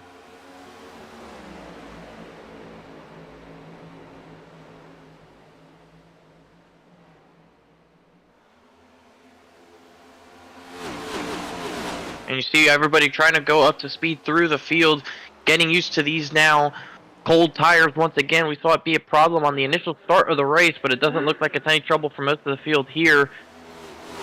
So far in this through the top 10, a couple of 3-wide moments, but a clean lap 1, and crucially for Steven Maggio, he keeps the top spot. Looked at Jaden Porter there on the outside, peaking 3 wide with Curtis Kelly and Lawson Peel as they continue this battle for second place right behind the race leader. They're keeping pace, all of them on the level playing field. Curtis Kelly with a bit of a loose moment there off turn 2, hangs on to the race car, and Peel says, let's go at it again, turn 3. Yeah, really aggressive move to try to cut off Peel there and maintain that second position. Didn't quite probably have him, he probably had him clear, but it would have been a door to shut right there. Goes for a spin. Alishire spins through the infield. Alishire through the grass, caution flag waves, and there is the Hardee's Toyota Camry on the outside of the tri-oval with a bit of damage on the right side. Caution flag number 3 here from Kansas, a single car spin involving the Sunbury, Ohio native of Adam Alishire. We'll see what happens here. Francisco, tell us what happens off turn 4. He has a moment off board, tries to block the 64 Scott Healy, but Scott Healy was already there. It looks like a bit of a contact and just barely squeezing by. Lance Hill, Ryan Pandicio among those that just barely got through and almost found themselves either into the outside wall or collected with Adam Alashire. This is one of those throwbacks that we didn't talk about last week at Darlington. This is technically based off of the Cars Tour Super Late model in the throwback race at Hickory Motor Speedway that Connor Zillish ran, but this is technically a throwback to Cale Yarborough back in the day in the 1980s with that Hardee's car. So Adam Alashire survives with minimal damage. We'll see if we get a replay here, this time with Scott Healy on the inside. This is what he had to see here. Just Alashire blocks, and you see he's not going to lift for him on that. Yeah, so nowhere there for Adam Alashire to go as he comes down the racetrack. Scott Healy there on the inside. Just a bit of a mishap between those two drivers as they came down to the trial wall. And unfortunately, just some problem there for the number 91 Toyota Camry, who will have to try and regain himself position through the field. Let's get a note with our KBRN in-race reporter while we're under caution. We're joined again by Austin Reedy. Austin, you got a copy? You. All right, Austin, first couple yellows throughout this race. I know you haven't seen a lot of green flag action yet, but is there anything you've noted while on track for as long as you have been? Yeah, you can be racy if you want, but you got to be careful, I feel like, with your tires. Feels like the right rear wants to step out at any point, so just try to manage that and try not to race too early, I feel like. But I still think looks like they like the bottom, but then it feels like mid-pack they like the top a little bit more, so we'll have to see what prevails after like a 20-30 green flag lap run. And you're right, there hasn't really been that much time over green flag racing for you guys to really get a feel of each lane, but did you feel more comfortable on a specific lane, or what seemed to work best for you on track? I've always liked the top here. I've always been pretty good at running the wall, but I've come accustomed this last couple of years of iRacing to learning to run the bottom here. It's definitely difficult because I feel like there's not many markers to know like where you should be at and where you should be at on your throttle here, unlike other tracks like Darlington last week. But I think you can really run wherever you want. But I really like the top. I'd like to be up there if I could, but I just think the bottom's the safer option right now. Well, Austin, we appreciate the insight. Hopefully we're able to talk to you soon. Best of luck on the next restart. Thank you. Go Birds. That's Austin Reedy, our KBRN in-race reporter. You wonder why he's saying go Birds. He's a big Philadelphia Eagles fan, and they are basically deep in the NFL playoffs as it goes. So Austin will be supporting them throughout the rest of the season. He'll join his Murray Reedy Motorsports teammates as he restarts this one from P5 after starting in 13th, one of the biggest movers we've seen all night. Kenneth, look at this interesting choice here by Steven Maggio to take the outside lane, and why it's interesting, look who's lining up in P4. It is Jaden Porter. Does this ring a bell? Last week at Darlington, where Jaden decided that the inside lane was best, Steven Maggio was back there in the right position, helped him on the restart. Maybe another lending hand could be held here on this next one at lap 30, as Lawson Peel and Curtis Kelly will try to take their hand at the inside for the restart. We know Austin Reedy's back there in 5th, and he's got his teammate Kyle Benson, former Kansas winner, back on the outside of the row in position number 6. So plenty of the stars here at the front of this field after our third caution waves of the race because of Adam Alashire. He's back on track. He'll rejoin the field from 26th. Back in the restart zone, Maggio lets out early. Lawson Peel to follow. Green flag back in the air as they head for turn 1, Keelan. Maggio going to get clear going down into 1. Porter going to be side by side with Peel, shades of last week and what we saw early at Darlington. Porter Reedy had a moment. Reedy slips up a little bit there on the bottom side of the racetrack. He was just talking about being safe on the bottom. Loses a bit of track position there as they continue to be side by side for the second position through 3 and 4. Who will Curtis Kelly help, if he helps anybody, or if he just lets these two race it out? Porter with a run off of turn number 4. Not quite going to have him clear at the stripe. still battling for second down and 1. It's that side draft down the trial. Well, Curtis Kelly has to make a decision whether he wants to help Porter or Peel in the draft, but no match for Lawson Peel, who gets the slide job complete off of turn 2, and he's still within striking distance of the race leader. Almost 3 wide back there around Austin Reedy, Craig Lautenslager, and Scott Healy going side by side, and here comes Peel through the outside, looking for the race lead off turn 4. Oh, he's got a big run. He might have a shot going into turn 1 with enough draft, and you see the draft is going to play a huge effect here. He gets up to the back bumper, but unable to really make a move at this time. But he's going to try and see if he can cruise around the outside. He could get another run off of 2. Again, on the last pit stop, Steven Maggio had a 9.7 second trip down his pit stall, a.k.a. 2 tires, Lawson Peel with 4. The 4 tires looking to prevail early to the inside. Lawson Peel goes, almost a bit of contact between the leaders, but they're still there off the final corner. Lawson Peel in search for the race lead. Maggio will lead him back to the stripe. Maggio, he raced him hard, tried to pinch him down in 3 and 4. Peel stuck with him, side drafted down the front stretch. That's going to give him the opportunity to take the lead. He's going to slide up in front of Maggio. Oh, the crossover. Well, he have an opportunity to do it. Back down to the bottom, and another side draft down the backstretch. A.J. Green in the fence back there. He's going to save that 48 car as they continue to battle side by side for the lead. Got to merge easy here if you're Green. He's not going to get anybody else involved, but he did smack that fence pretty good off of 2 as we see Curtis Kelly and Lawson Peel now side by side for the second position. Maggio AJ Green is not done fighting the rest of the field just yet. Back into turn 1. AJ Green has brought it down to pit road. And he's actually out of this race now. Yeah, just quitted right there. He had a hard hit to that outside wall. It appeared he overcorrected it into the barrier, and that was heavy right front tolling damage on AJ Green's machine. Charlie, what do you got? And AJ Green has called it quits after that hit, running in the top 10 pretty consistently through 33 laps. Hits the wall, pulls down the pit road. That's the end of his race tonight. Tough one for AJ Green, who had a solid finish at Darlington last week. Is still one of those guys searching for win number 1 after his teammate Lance Hill got it done at Talladega several weeks prior. But AJ with a very unfortunate hit. Let's see if we can get a look at the replay. Bottom right of your screen. Problem with the AJ Green machine. Starts off turn 4, Keelan Belsha. Yeah, we'll see what happens to Green right there. Ooh, maybe a bit of contact between him and Benson. I'm not sure how aggressive that contact was, but it was enough to upset the Green machine and put him in the outside fence. But how about what we're seeing right now, Kenneth? This racing between 1st and 5th has been incredible. And look at the new additions right in the background. Don't look now, but Kyle Benson and teammate Tristan Bailey are infiltrating the top 5. They may have something to say for these leaders that have been side by side. Off turn 2 to the left-hand lane. Lawson Peel wants to speed by for the top spot in turn 3. He's going to try the slide job once again, and I think he's going to have it this time. He doesn't overdo it like he did in turn 1 a couple laps ago. Maggio's going to try and see if he can get back under him, but Peel's going to have that covered. Maggio is actually going to look to the bottom again for turn 1. Can he do something with an aggressive side draft? And he's going to drive this one deep. Maggio will look for the lead. He noses ahead at the midway portion of turns 1 and 2, and it allows Curtis Kelly to get back into the foreground. They've pulled away from 4th place Jaden Porter, 5th place Kyle Benson, and the car behind him Tristan Bailey. But so far Curtis Kelly works to the inside, and Lawson Peel fell back there, Keelan. Didn't seem like he would give up this fight on Steven Maggio, but Maggio stays up front for now, lap 38. Might have been a case of Kelly just wrapping the bottom pretty well. I'm really not sure if that speed is there up on the top side of the racetrack here early in this race. We'll see if Peel tries to fight back. Not too aggressive there in the 1. Might have an opportunity to sit back and save his stuff a little bit for a long green flag run. But Curtis Kelly, who we saw lead all of the opening laps, going to try to reel in Maggio and take an opportunity for himself at that race lead.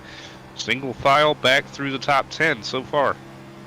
You take the look on board with Maggio's Toyota Camry as he continues this one up front, right in front of Curtis Kelly and Lawson Peel. Well, Eric Schaefer told us earlier tonight on the pre-race show that he does not prefer to shift down into 4th gear, and he does not prefer to shift the car at all. Looks like Maggio and the rest of the field are taking their hand at it. 4th gear for Maggio, and we've seen plenty of drivers, Francisco, use the strategy of shifting down to 4th gear from 5th in the middle of the corner, but it's all depending on driver preference. Maggio preferring to be in the high revs in 4th gear as he remains in the race lead.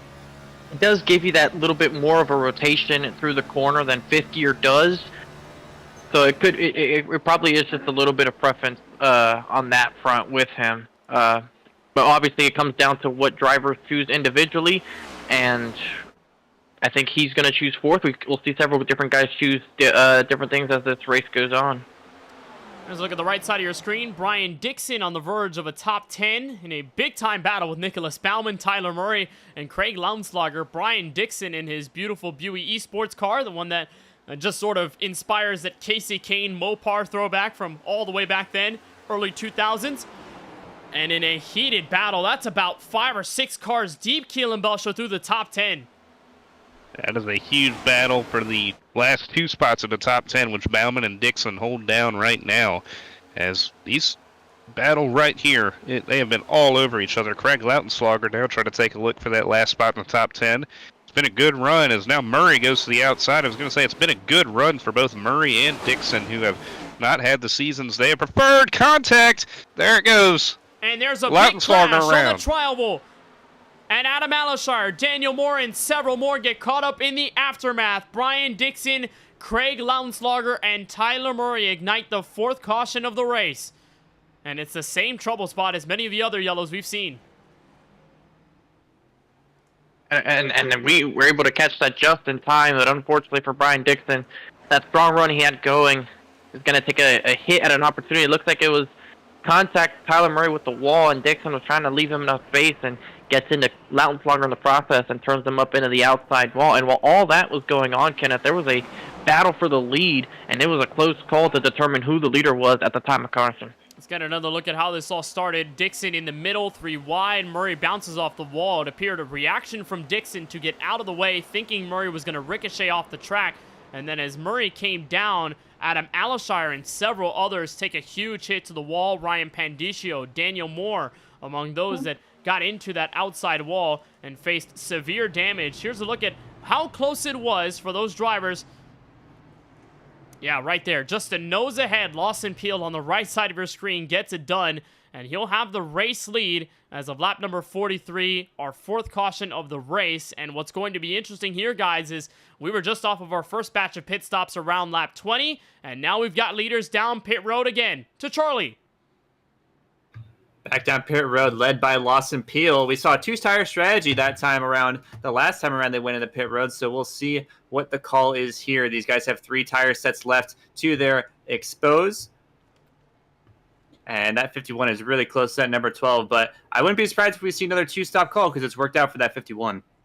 Well, he took those 2 tires, saving the left sides. Does he elect for 4 off of the last call? Here's Lawson Peel getting his jacks up on the right side of the race car. It appears 4-tire stop for the Season 4 champ. Curtis Kelly decides he wants 2. 6.4 seconds for Curtis Kelly, leader off of pit road this time. Yeah, plenty of 2-tire stops this time. Yeah, we have more 2-tire stops on this occasion. You have Curtis Kelly, Austin Reedy, Nicholas Baumann, and his teammate Trevor Haley, all with 2-tire stops. And I believe Christian Bailey as well. He had a 10-second flat stop, so a little bit more fuel there. So your top 5, most certainly taking 2 tires here. And actually, there's a penalty for the 14. He is slowing down on the back straightaway, looking like he's letting some people go because he has to drop to the rear. So potential penalty here for the 14. We'll try and see if it was a pit road speeding penalty for Nicholas Baumann. Possibly speeding on the exit of his lane. Drivers do get antsy when they hop on the gas pedal, so Nicholas Baumann will let the entire lead lap field by, and Curtis Kelly on a 2-tire stop has some friends with him, Austin Reedy and Trevor Haley, back to 3rd, which Haley, by the way, was involved in our very first caution of the race on the opening lap with Christopher Bishop and those several others. Haley was directly in the heart of that, and somehow, some way, Haley avoids sustained damage, was able to fix that race car, get it back out on track, and the Indiana native now back to the top 3, or at least for the first time is in the top 3, right behind Austin Reedy and Curtis Kelly. Plenty of those other guys who have gained a bit of position at the drop of the green flag. Last top 10 for Trevor Haley in his 2nd season in 4-wide competition was back in Indianapolis in late December. Picked up 29th at the next race at Talladega, and then Darlington Raceway had a iffy race, but ended up settling in the top 15. So we'll see how he helps Curtis Kelly on the way back to the green flag, or if Haley ends up taking the lead for himself. He could easily get a good start to the inside and make a move to the top spot.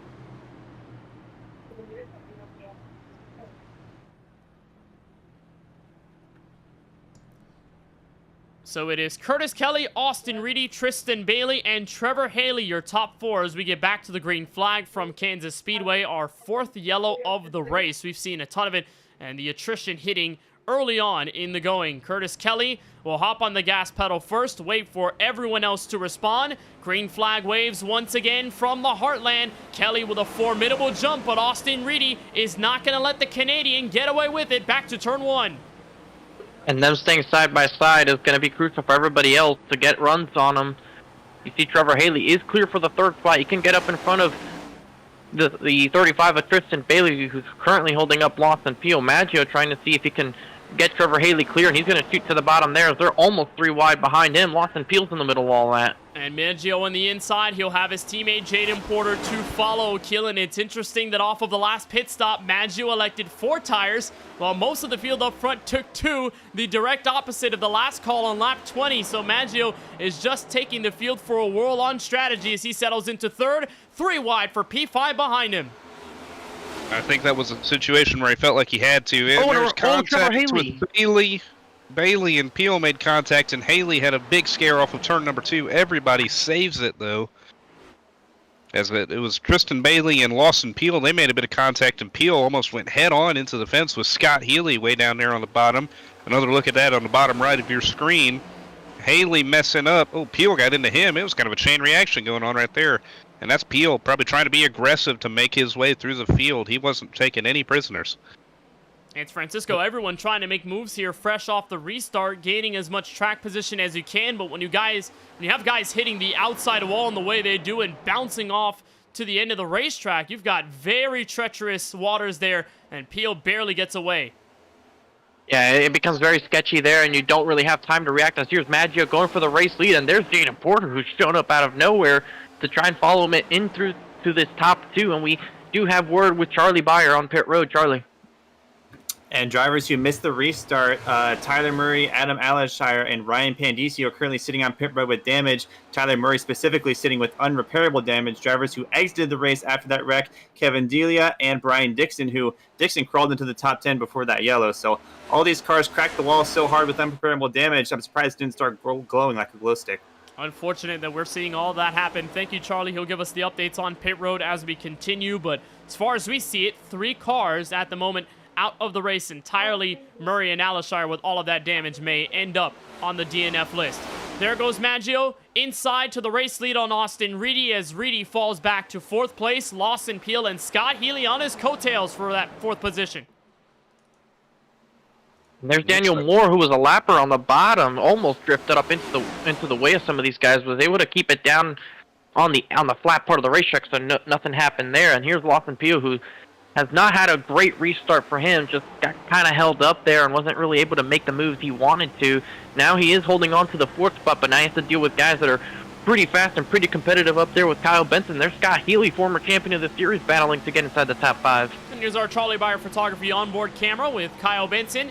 And this is a wild battle for 3rd as Lawson Peel continues to try and back up the corner. He'll look to the inside this time in the route to the bottom alley. Scott Healy will look under as well. He'll try to get down Lawson Peel as well and make it a proper 3-car battle. He hangs back in the wake to turn 1. And Lawson Peel again punching the inside. You can tell, Keelan, he's been the aggressor here off of this restart. It nearly did not pay off for him, but the Columbus, Mississippi native is doing all that he can, although unsuccessful in his trip for 3rd. And there we see Kyle Benson taking a look under Jaden Porter right there. Our guys who are top 2 in the point standings right now, battling it out for the 2nd position behind Steven Maggio. And Kyle Benson back there in that Dude Wipes car, that is a guy who is hungry for a race win, Kenneth. And we talked about it. The last time he had a non-super speedway, non-road course win was right here at Kansas back in season 4. So it has been a while since he's had a proper, straight-up mile-and-a-half victory, and he wants to get that before the season comes to an end and punch his ticket into the playoffs, as we see Jaden Porter taking the race lead away from his teammate. Porter to the inside on the long run pace. Jaden Porter gets back to the top spot. This time at Kansas Speedway, his teammate will give a shot once again at the entry to turn 1, but KBueno Racing once again in a position to be 1-2 at the end of this one as we approach lap number 55 of 134. Talking about Kyle Benson, him and Porter are 2 of 3 drivers that have occupied the top 3 in point standings since Las Vegas, our first intermediate race of the year. The 3rd driver with them is Curtis Kelly, who started this race pretty high up, led a couple of laps, and is further back in the field as it stands right now in 14th. But those 3 have been the best drivers if you ignore all of the race wins by Hawken, Peel, and Steven Maggio. The best consistent drivers, Porter, Benson, and Curtis Kelly. Wonderful to see that they're up front once again as Lawson Peel tries to get back to 3rd place on Kyle Benson. And Francisco, another BBR driver, sits calmly in the top 8. Duncan Fall making a reappearance in the series, trying to fight with Mikey Neal. Yeah, we haven't seen too much out of Duncan Fall this season, Kenneth, but he's having a great run going so far for him right now. Inside the top 10, was running in 6th just a handful of laps ago, but he has pulled away from that second group of cars, and he's keeping up with a friend of his, an associate of BBR for Buckeye Racing, Mikey Neal, who started on pole with the Ohio State Buckeyes machine. These guys running 7th and 8th, just kind of hanging on to the back end of this main group of leaders. You see Lance Hill now looking to try and battle with Scott Healy. They're side by side for position further up ahead. Lance Hill having a great go in here as we have a battle for the top spot with Lawson Peel and Jaden Porter. Lawson trying to get around Benson, check mark. Trying to get around Maggio, check mark. Now trying to get around the leader in Jaden Porter. A work in progress. Back to turn 1. Jaden Porter holds the lead by at least a car length or 2 over the Columbus, Mississippi native. And again, whenever you see Lawson Peel, he always has that Jaws theme playing somewhere around him. Always a threat whenever you get to any track in the series. Now here comes Maggio back for the taking on the inside Keelan for P2. Maggio taking a look, wrapping the bottom side of this racetrack. And yeah, Peel, he is a threat. If he was behind me, I'd be thinking he's Dale Earnhardt right now. The way he makes everybody feel as he easily gets by Jaden Porter on the front stretch there. Porter going to take a look at the bottom here in 1 and 2 as Peel slides up. It's going to be all who gets that exit. Peel sliding off of turn number 2, keeps his momentum up. Porter going to try to side draft him down the back and back into turn 3. They will continue to battle this out. Tried to wiggle that Rainbow Chevrolet to get away from Jaden Porter on the inside lane. And while Porter remains loyal to the bottom end of the raceway, Lawson Peel gets back to the top spot. Crossing the line, lap number 55. The Season 4 champ is back in it this time through. And talking with Lawson, he definitely told me about how he felt throughout this series, especially given the fact that he had struggled for several of the races here in 2024 and entering the brand new year, but he's finally on the right track. Here were his thoughts on his season and the trials and tribulations he's had to face along the way. Yeah, it seems to come in like groups of 3 races and 4 races at a time. You know, I'm either lights out for 3 or 4 races, or I'm just kind of down in the gutter. So it's happened before, and just kind of reminding yourself that eventually things are going to turn around. And, you know, sometimes you kind of feel snake bit, but that happens. That's racing. Just gotta stay clean and make smart decisions. And I think getting back to that and just keeping my nose clean is what's always been important and, you know, kind of a key element for me. So just continuing to do that, I think hopefully can keep myself on the right track the rest of the season. Well, I'm sure he's not thinking about much of that right now because he's in this fight with Jaden Porter, who just got back around Lawson Peel for the race lead. Kyle Benson ends up back and forth in this fight with Steven Maggio. But a wonderful stuff we're watching here. Just shades, Francisco, of what we saw at Charlotte and at Chicagoland all those months ago. And here comes Maggio for second. Maggio's moving up fast. These guys are clearly the 3 best cars here we've seen today. Maggio, Peel, Porter, just some of the best drivers we've seen all season long, just able to consistently perform. And it's no surprise that they're once again here at the front. Nobody really able to let each other go.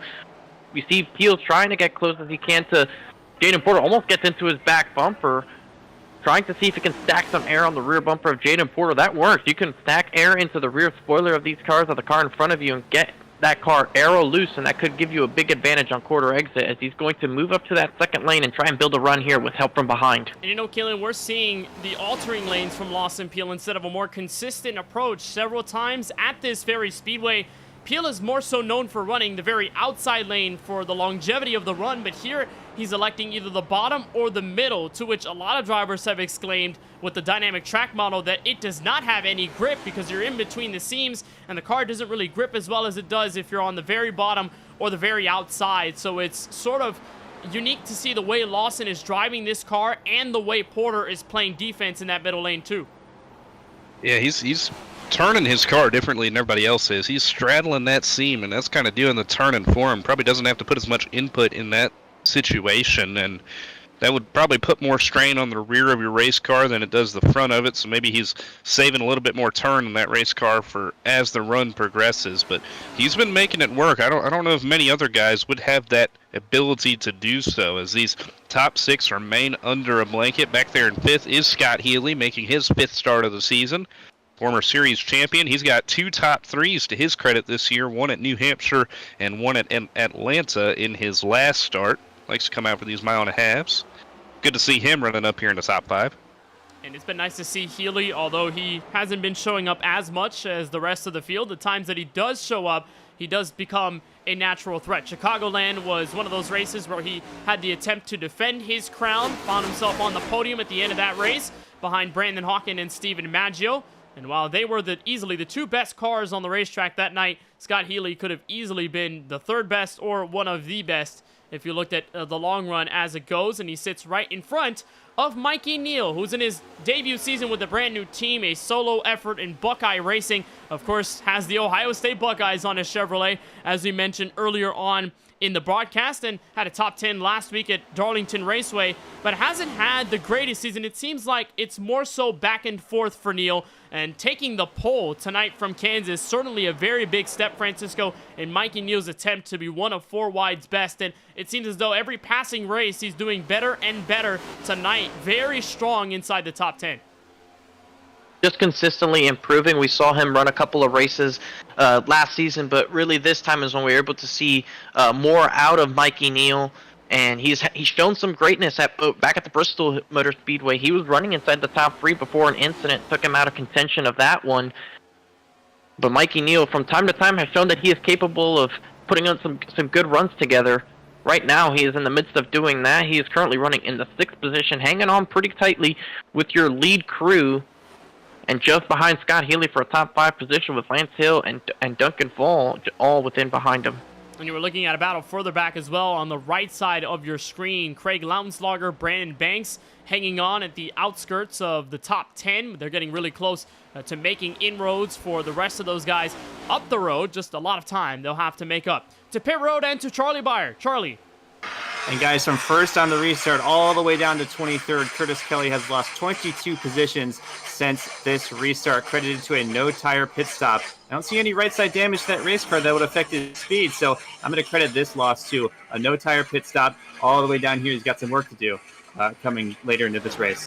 Thank you, Charlie. Looking at the lap times, guys, it appears Kelly is about a second slower than the rest of the field. Second place, Lawson Peel clicked off a 33 flat, and Kelly's last trip around the speedway set in at a 34 flat. As he crosses the line now, it's slower at a 34.3. So while the rest of the field obviously chopping off the time by at least almost a second, Curtis Kelly 2 seconds behind the leaders. It is growing really tough for the Canadian if he doesn't find a caution flag soon. I think I saw him hit the wall.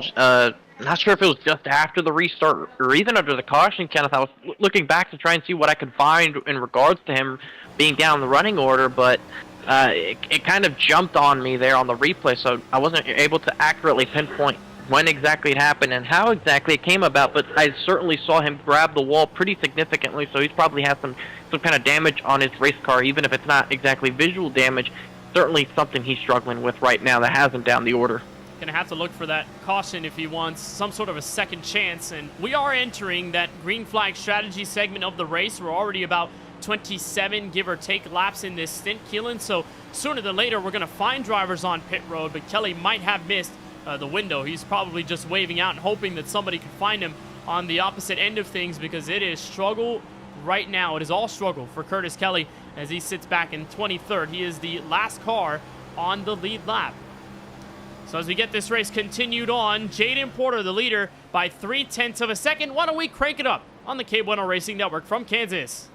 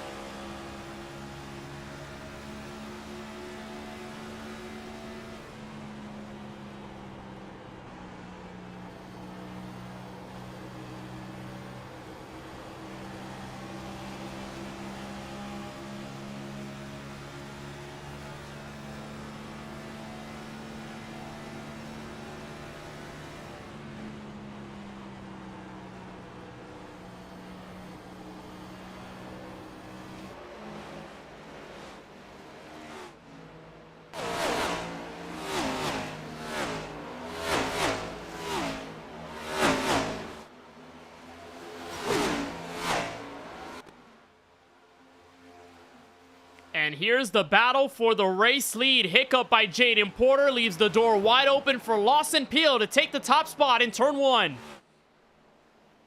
He's going to try the slide job and didn't fully move up the racetrack, but it was enough to force Porter to lift out of the gas to not run himself into the outside wall, and it cleared him.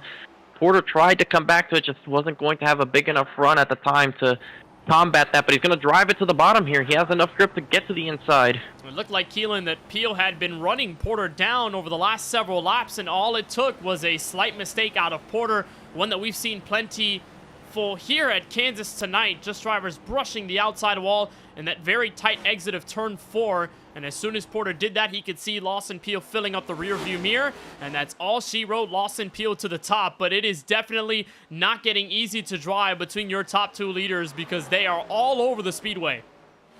And we're starting to see more of a migration to the fence with our guys running up front. Peel is going up there. Maggio going up there in 3 and 4 that time around. I believe it was Mikey Neal ripping the fence in 1 and 2. So these guys are slowly but surely going up the racetrack where the grip was on the bottom to begin this thing. As those tires wear, it becomes a little bit easier with how it's a little bit looser up on the top end of the racetrack to turn your race car that way. So Lawson Peel taking advantage of it. Porter sticking with them, but I don't know if he'll have a shot to get back by the time green flag pit stops hit. And looking at these two drivers, you appear back in the history of 4 wide at Kansas, and the average winner here has a starting position of 8.6. Why does that matter? Because Lawson Peel started this one in 11th. Jaden Porter rolled off the grid from 7th place. So kind of in the medium of that is 8.6, where you can see either of those two drivers near that very marker at the green flag drop of this race. So either of them could find themselves in victory lane, but they have a lot to deal with behind the wheel of these race cars that are only getting tougher to drive as the run progresses. Curtis Kelly, by the way, we mentioned his lack of success here on this most recent run. There he is at the bottom of your screen, 22nd, the last car on the lead lap. Until now, to turn 1, Curtis Kelly will have the lucky dog should we find the caution flag in the next several laps as Porter continues to hunt down Lawson Peel as they work up the racetrack. And back there, further in the field, you've got a battle for P6, Scott Healy and Lance Hill on the end of strategy. They've swapping positions for the last handful of laps as they've kind of gotten lost from that top 5 position.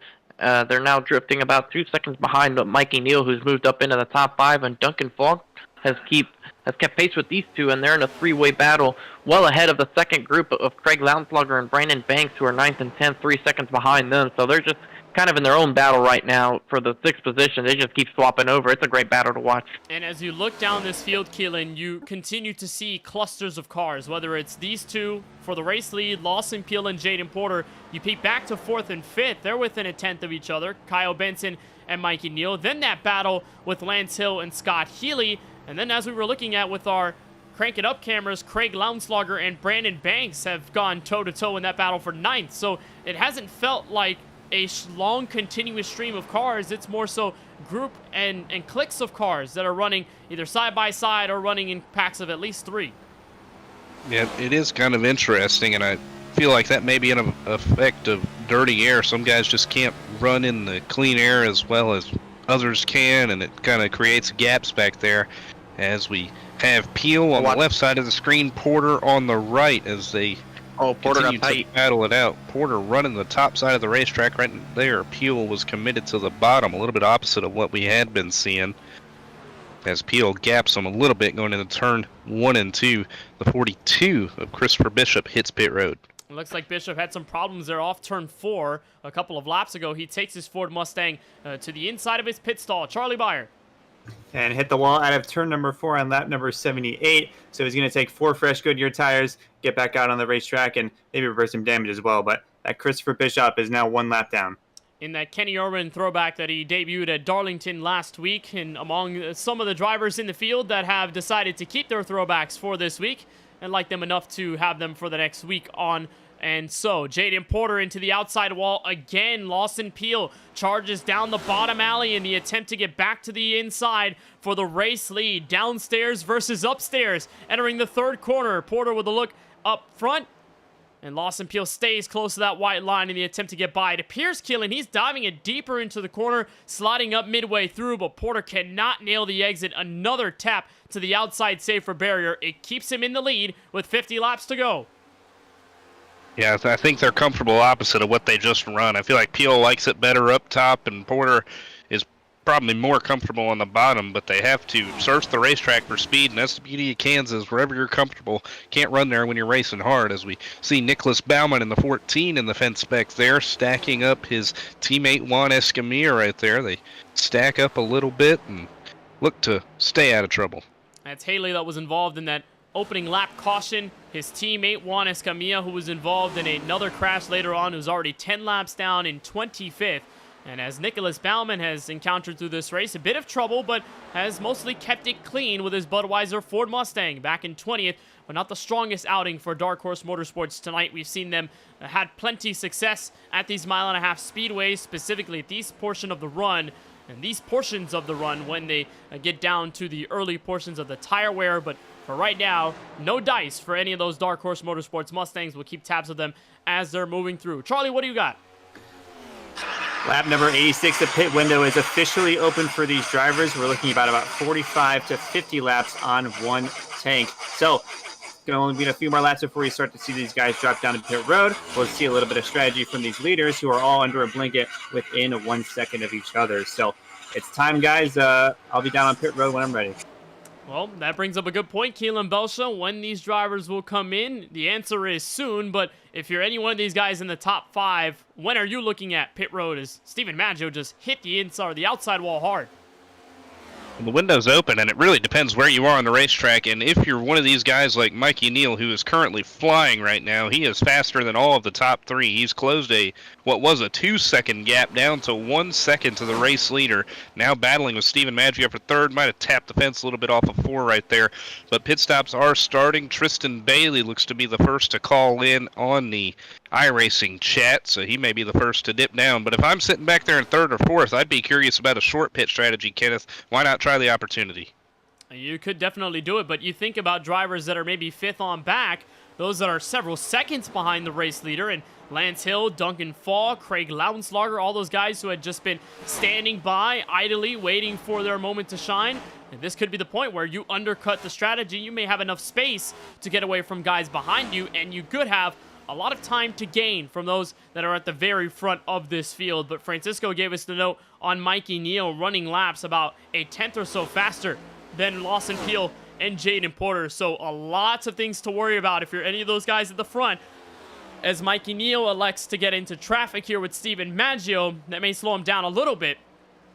But the Ohio State car picking up the energy and the juice as the run progresses. We have several drivers on pit road. Teammates Tristan Bailey, Austin Reedy have taken their cars down the lane over the last lap. Bailey back in 21st and Austin Reedy off of pit road right now.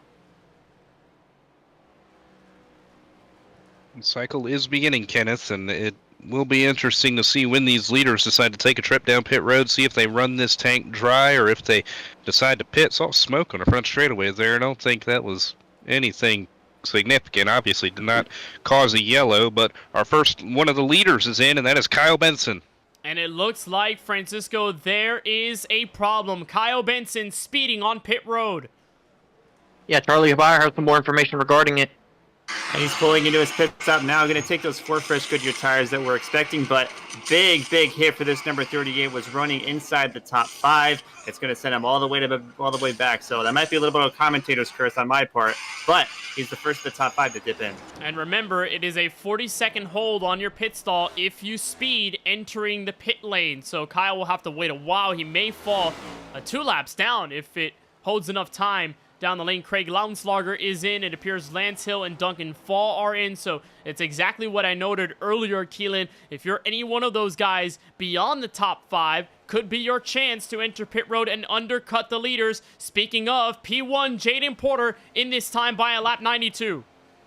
When he barely makes it in, you saw the lockup and just get right up to the edge of the white line. Lawson Peel's going to stay out for another lap. Might be trying to save to get there, Kenneth, because it looks like his pace has kind of backed down ever since going around that extra lap. We'll just have to see. Porter will get the undercut with the fresher tires, but Lawson Peel not necessarily going too fast right now, trying to make sure he can get to his pit stall on this lap. He might be really close. Charlie. Race leader Jaden Porter and Steven Maggio both taking 4 fresh Goodyear tires as expected. All things seem to be going well. No speeding penalties for them except a problem for the number 4. Looks like Trevor Haley, that's the Dark Horse Motorsports Mustang that sped entering pit lane as several others take pit road. It looks like Jaden Porter is also staying here quite a while. He might also have a pit road speeding penalty. He did come in hot right there. It's going to be an unsafe entry. He missed the commitment cone right there. Got his right side tires in the grass there right as he was coming into pit road fast. We'll see if we can get a look at it. I was watching his car as he was coming in. He was dancing a little bit there as there goes Lawson Peel in and out. And that will certainly put a nail in the coffin of Jaden Porter's race and exactly what Lawson Peel wanted to see. And there's a look on the bottom right of your screen. What happened to Porter? It seemed all natural business as usual. It's right here, Francisco, where he just barely grazes that pit road commitment cone and barely gets his right side tires in the grass. That is what iRacing Race Control deems unsafe, and that's the penalty. Yeah, that'll do it. Just getting into that cone just barely. He made the entry just...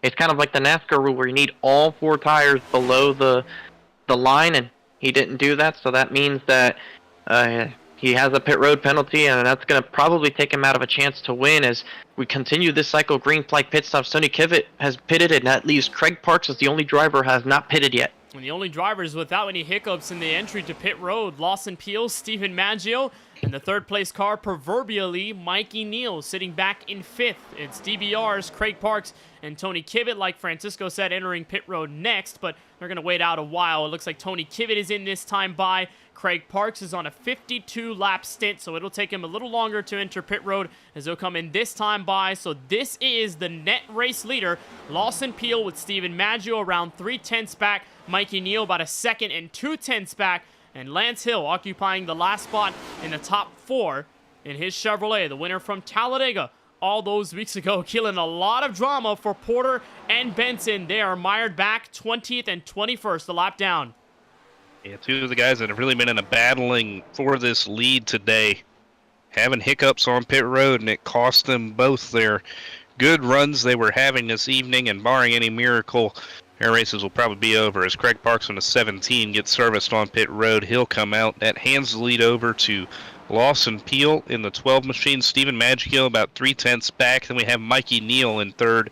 just shy of 2 seconds behind our race leader in the 12. And Craig Parks getting to lead a couple of laps. Good for him in his number 17 Chevrolet on his second season of four-wide competition, but has 14 years of experience on iRacing. And, you know, we see them as the stars on track here in four-wide, but a lot of them have pretty good jobs outside of the sim when they race every Wednesday. He's a cyber threat hunter, Craig Parks is. So a really cool job for Craig as he will pit with about 98 laps complete. There is a near spinner there in turn 3. Is that Eric Stewart? Yes, it is. A Canadian in trouble.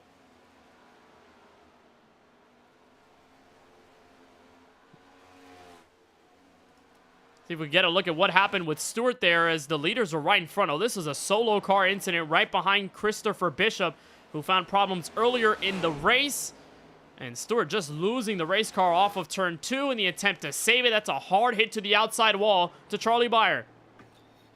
Down on pit road, the big thing with this 82 here, after cracking the wall on his own, is that steering column is knocked off. So it could be a race under for the last car in the lead lap. That's poor stuff there for Eric Stewart. Unfortunate. Just something that could easily catch you off guard. And, you know, Francisco, I like to call this part of the run the overthinking zone because more often than not, you've got it spread out field. And in some cases, you could be the only car on track as you see it for a while. You won't see anyone in front of you. You won't see anyone behind you for a couple of seconds. So you're sort of in your own realm as you see it.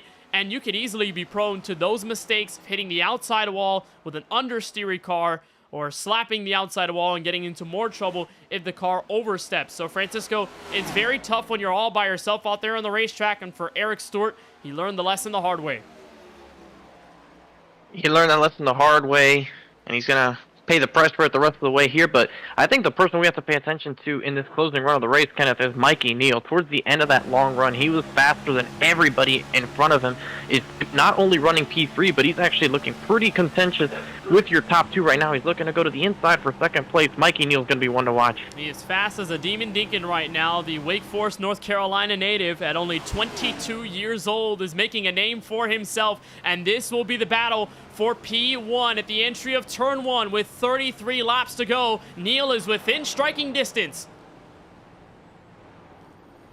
See if he makes a move in an effort to take the race lead away. It has been an up and down season for him as he takes a look to the inside of Peel. He came into this race just below Austin Reedy on the playoff bubble and needed an opportunity to try and put himself in, and a win would be perfect for that as he battles Lawson Peel through turns 3 and 4, looking for another win in the four-wide racing league side by side down in turn 1. The difference between those guys on the last lap around, nearly half a second between Peel and Neal. Neal, the faster one out of the 2 Chevrolets, and he nearly squeaks by off turn 2, but Peel's not going to have it. AI crossover to the inside for the top spot.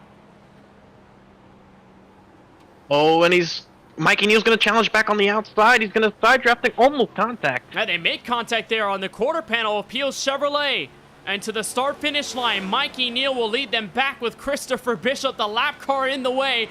Ain't no way they'll get around this 3 wide. They're looking on the either end of the racetrack. Peel gets held up, and Mikey Neal stamps his Chevrolet back to the front. Just like the Ohio State Buckeyes on Monday, Kenneth, he's looking to be a winner for the first time in his four-wide racing career. His best finish almost a year ago at Chicagoland in the Xfinity cars last season, where he got a 5th place finish. That is his only top 5 in four-wide history to this point. What would a win mean to him right now as he is racing hard with the top dog of Lawson Peel, trying to punch his ticket into the four-wide playoffs. Neal's got a tackle for Lawson. He's trying to be subtle here on Lawson Peel. Wonderful move by the North Carolinian to get to P1. And as Steven Maggio holds on for 3rd place, Lawson Peel is sitting back wondering what he could do next. He's played Chaser. He's played the Hunted before. Many a time, Lawson has been in this exact scenario. Last season, he was being chased by Colin Forrester with 30, now 29 laps to go, Francisco. This is pivotal for Lawson Peel if he wants to get back around. Well, we did have reports that he is trying to save his tires a little bit more, and it would make sense if he's holding back a little bit right now so he can have something later in the race, but we know how much clean air matters. We've seen how good of a defense the leader's able to put up. Mikey Neal I believe he has slightly better tires, probably pitted towards the latter portion of the run. Actually, they're all on the same tire set, so if Mikey Neal can keep the lead and have something competitive enough to be able to battle with against Lawson Peel, these last 30 laps are going to be ones to watch, because Steven Maggio, within half a second of these guys, those top 3 could be the ones fighting for this race win. And the last thing you want to do if you're Mikey Neal is look at that gap and say, well, I'm perfectly comfortable. There's no need to keep going, because Lawson Peel could easily get back to this. And you could also factor in the point that this race could step into overtime like it has the last 2 weeks in a row. Talladega came down to an overtime finish, and so did Darlington after a rather green flag race. So if you look at it, you can never count out anything as the lap traffic squeezes through. And Mikey Neal gets around Curtis Kelly this time. Lawson Peel will have to get around at the exit of the second corner. Next closest battle beyond Steven Maggio and Lawson Peel, which is about 0.3 of a second, is Duncan Fall and Craig Lautenschlager. So Duncan Fall, the rookie, sitting P6. Craig Lautenschlager up ahead, the last car in the top 5. And that is the gap between half a second. And it looks like everyone is, for the most part, separated. Apart from these two, Murray Reedy Motorsports teammates are in-race reporter Austin Reedy and Tristan Bailey, debuting a blaster paint scheme for tonight. Just ahead of these guys is Kip Easley, rookie driver in the number 27, having a great run going for him here inside the top 10. It's a bit of a struggle for Kip in these first early couple of races. We saw him have that P2 finish in the opening race at Daytona, but for non-super speedway racing, this is Kip Easley's best run so far, without a doubt. He had 2 straight 8th place finishes at Charlotte and Talladega to end 2024 and kick off 2025, but did not do so well at Darlington. Started 16th, ended up 14th, but easily in a good spot to keep his Chevrolet in a points-paying position, and sometimes in your debut season, that's all you need, although we've seen the precedent set by many of those yellow-striped cars in seasons prior where they've been able to win races or win championships. Great job by Kip Easley. We'll keep an eye on his Duracell Menards Chevrolet as he pushes on in 9th place. So this is the gap for the race lead, 0.2 of a second, and this is where Lawson Peel turns on the afterburners. Keelan Belsha, he is back within at least a car length or 2 of Mikey Neal. All of that tire saving could prove itself right here. Yeah, Neal, he did close a 2-second gap within about 10-15 laps of the restart, so he was definitely probably pushing a lot harder than Peel and Maggio to get that track position, get that clean air. But now that he has it, this is where he has to take advantage of it. But Peel has been sitting back there saving his stuff. It's going to be hard to hold him off. You talked about it earlier, Kenneth, that Jaws theme, always playing when Lawson Peel's behind you. And as a guy who hasn't got his first win in 4-wide Mikey Neal, this is the exact scenario where you see pressure being put on. And it's important for him to not buckle under that pressure, no pun intended, with the Buckeyes machine, but we saw him towards the end of the previous run be faster than the top 3 cars in this race, Maggio, Peel, and Porter. So if he's able to push early in the run and save as soon as he got the clean air, then he might have something to battle with Lawson Peel here. We'll just have to see. If Peel puts the pressure to him and gets side by side, how aggressive is Mikey Neal willing to get to win this race? We've seen him already go pretty aggressive before. Peel's going to get to the outside. Here he goes, fill the space on the top lane. And Lawson Peel is there. Can he clear Neal at the entry of turn 3? The answer is no. Neal will push back on the middle lane, but Lawson Peel has to run up the banking off of turn 4. Lawson Peel the nose ahead. Lawson Peel back to the race lead. That didn't take long. Yeah, it was going to be tough to hold him off for 20 more laps, but I think Neal has to sit back there and go back to what was working in that last run of the race when you were running tenths faster than Peel and Maggio and Porter and Benson. You just got to sit back there, sit behind Peel, keep the pressure on him. Don't let him save his stuff that much, and do what you can do in that Ohio State machine if you want an opportunity to win this thing. But if you can't do that, if you keep slipping back, a yellow could be the only thing in order that could help them. But there is time left as we come just to 20 to go. Neal has the possibility to put himself as the 8th different winner this season. Well, Peel isn't exactly driving away from him quite yet. I mean, he took the race lead away, and he's got about a 1 or 2 car length lead, but he isn't exactly just driving away from Mikey Neal either. Steven Maggio's slowly creeping back up to this, so it's not quite over just yet. We'll just see if Mikey Neal can save enough tire and maybe mount some kind of a charge, but he isn't, Lawson Peel not quite pulling away. Although he had a good lap this time, he's not exactly just driving away from the two behind him. That's a good point, Francisco, because Steven Maggio set a lap that was either mirror image or about a tenth faster than the race leader Lawson Peel. So he's still there. He's still within at least a second or so and under that. So a very good chance that Maggio could get around Mikey Neal and make an effort at Lawson Peel, but it's all about what the middleman does here. He could easily influence this battle. If Maggio has a faster car, Neal could hold him up for about 3 or 4 laps. It kills Maggio's run. It lets Lawson Peel pull away. However, if Neal sees that Maggio is much faster, lets him by, there could be a chance that they start battling and Neal gets back into it. But Neal's favorable position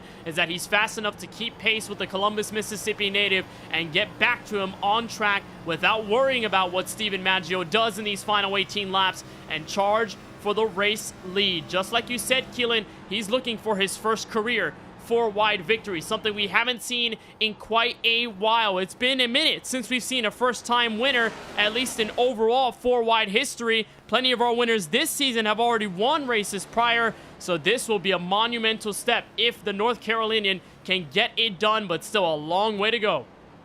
And you probably have the hardest driver to do this against with Lawson Peel. This is the guy, when you think of 4-wide, you think Lawson Peel, really. He has been a veteran as long as we can remember this league's existence, and trying to run him down for your first career win, it's like throwing somebody against Kyle Busch or Dale Earnhardt or somebody. It just makes it that much more difficult.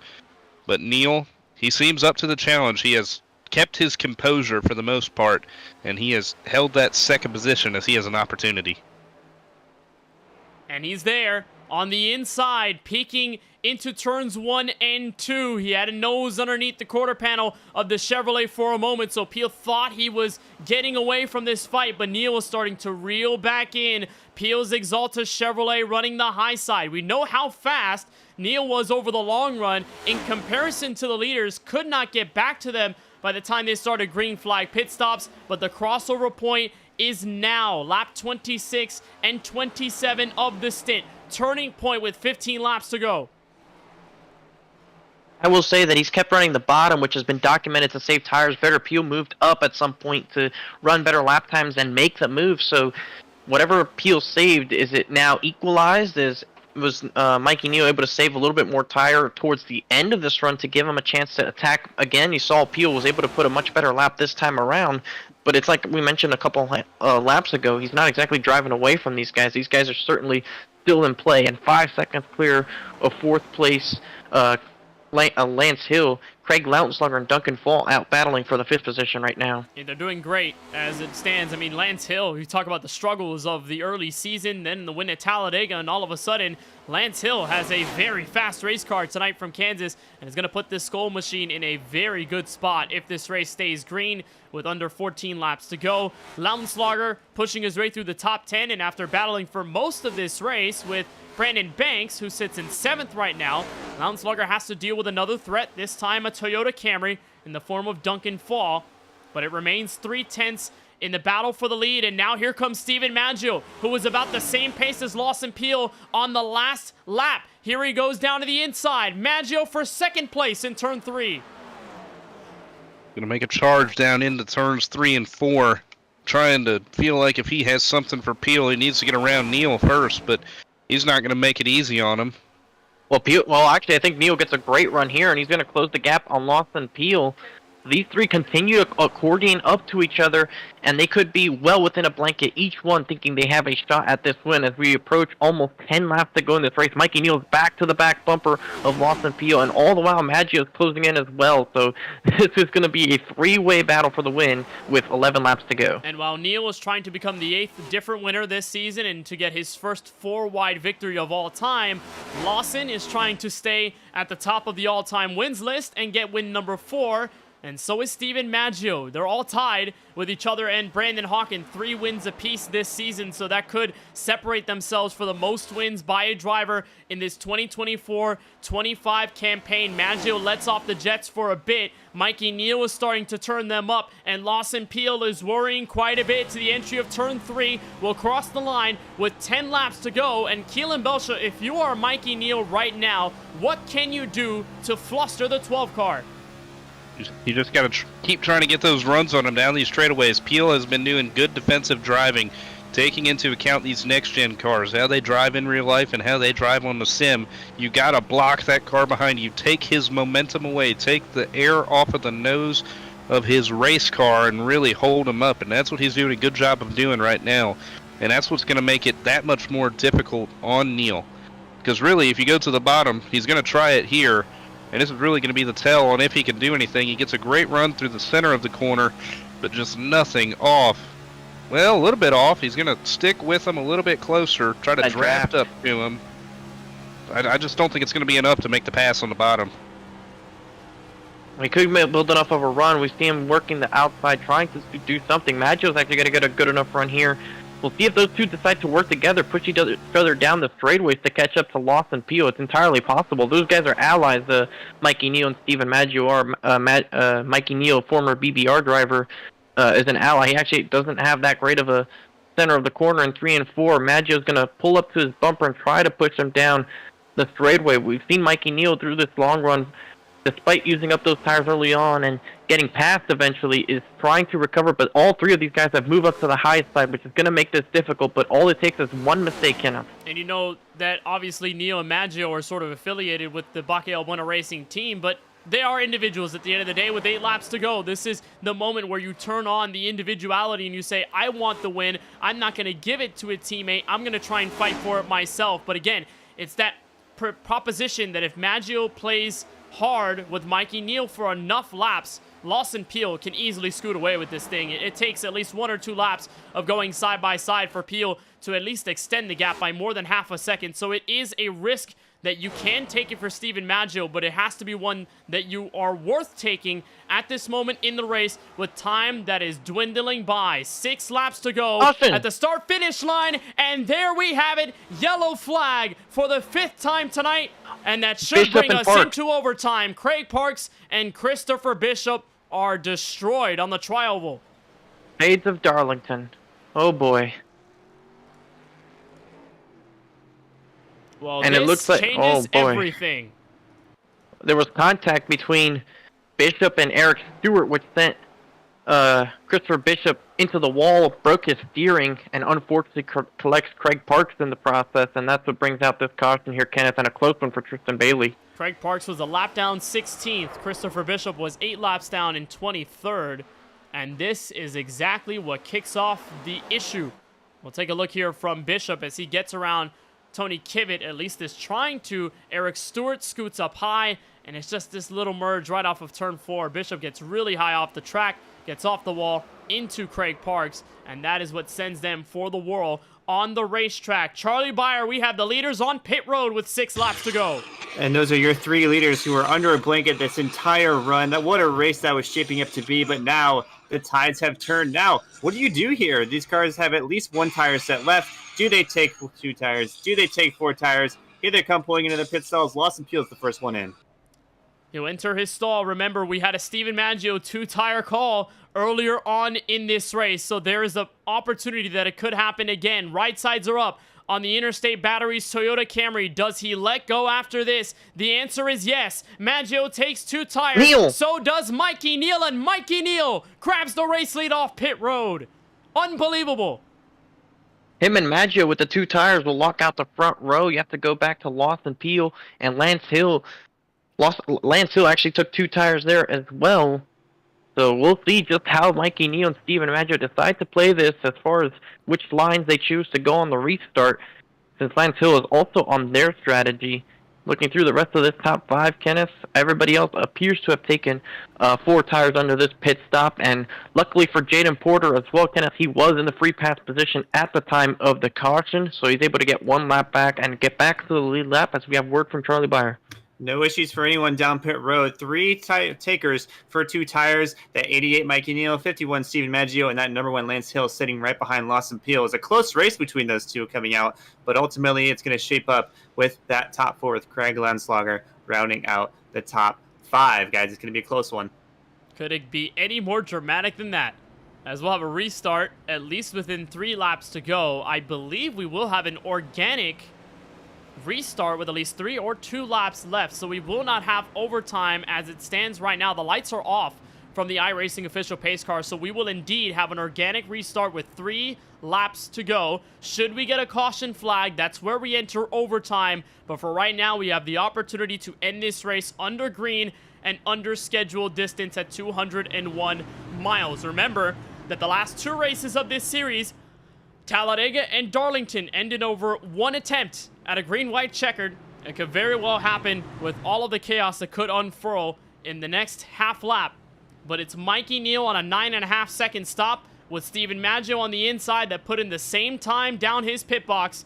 Lawson Peel with a 4 tire stop. Lance Hill with 2 as well on the outside of the second row. Well, let's have this one come down to a showdown at America's Heartland. Mikey Neal searching for his first career victory. Steven Maggio looking for win number 4. They share the front row off turn 4. Pace car makes its way down to the entry of pit road, and it's Neal in control to the restart zone. Back underway with 3 laps remaining from Kansas. And a great restart for Mikey Neal. He's able to get clear of everybody. Lance Hill got a good enough launch, and so does Steven Maggio to keep Lawson Peel behind him. Lawson Peel looking to the outside, trying to roll it through. Maggio rolls the corner better. He's actually to the back bumper of Mikey Neal. Maggio was there. Several drivers tap the outside wall, and they ricochet down the back straightaway. It's Lance Hill trying to fight against Peel in the effort for 3rd place, but here comes Maggio, getting his nose under and getting it dirty to the inside of Mikey Neal for the top spot. Oh, Neal goes around. Spins. He slides off turn 4 in the effort to save it. He'll slide the car away, and there's the yellow flag. We're headed to overtime, and it's absolute heartbreak for Mikey Neal.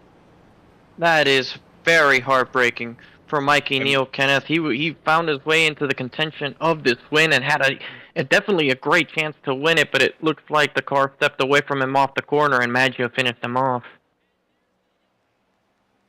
He almost had it saved, Keelan, and when it looked like his race was all his, one mistake off turn 4 costs him the victory.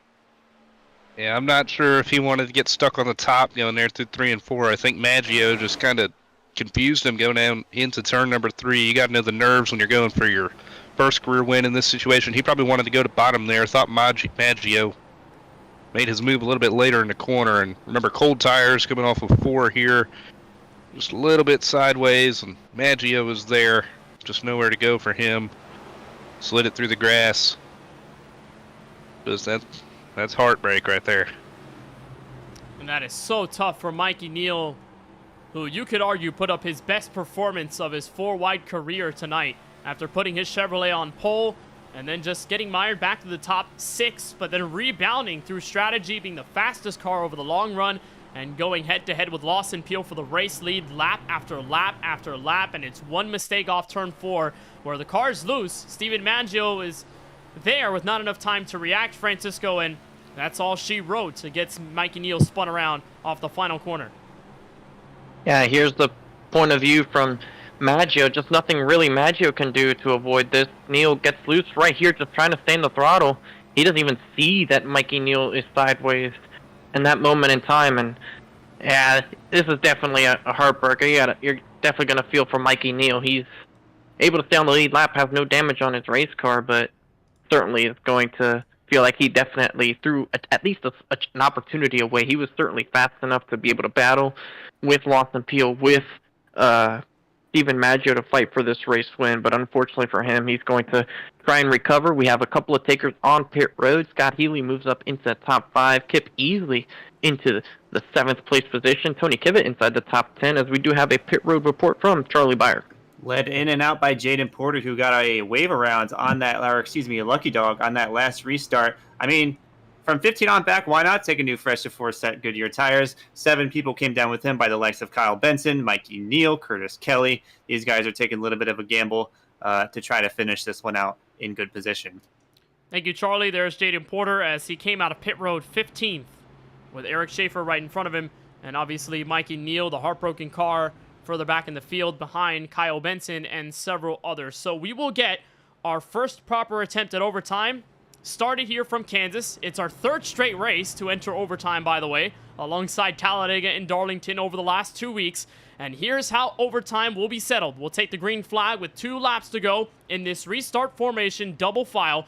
If the leader catches the white flag before a yellow flag flies on the racetrack, then we will end this race under green, no matter how it is settled for a winner. However, if a caution does fly before the leader catches the white flag at the start-finish line, we will double them up and do it all over again. We have 3 attempts to finish this race under overtime rules. On the final attempt, if we cannot get to the white flag before a caution comes out, then we will end the race under yellow. We have only done that once. It was the opener of the season at Daytona where Steven Stempien won the race. So it's Maggio on the front row, Lawson Peel on the outside. Scott Healy, in all that's happened, can get a podium or more. Sitting in third, Lance Hill. The Talladega Magic can continue tonight. If he can get win number 2, he rolls from 4th. Craig Lautenslager and Duncan Fall round out 5th and 6th place on the inside and outside of row number 3.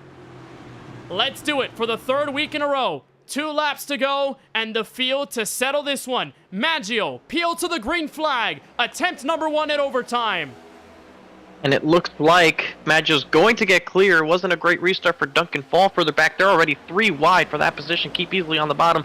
Peel looking to the outside. If he can roll it better, he can try and build up a run, but he won't be enough. He's going to have to worry about Scott Haley possibly. They'll go side by side for 3rd. Lance Hill looking at the bottom, and what a block. Lawson Peel's going to go spinning. He is sideways, but he saves the car, and Maggio is in trouble. Peel and Maggio are trying to save the race cars, and somehow, Keelan Belsha, Scott Healy is up front at the white flag.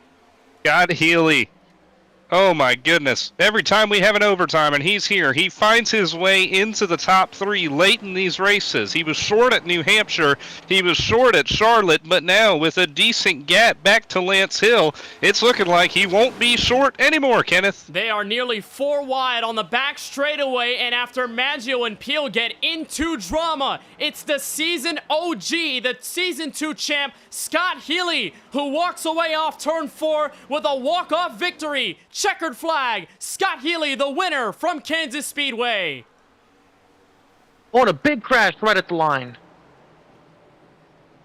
But wow, what a sequence there with 2 laps to go. Kenneth, Lawson, Peel, and Maggio.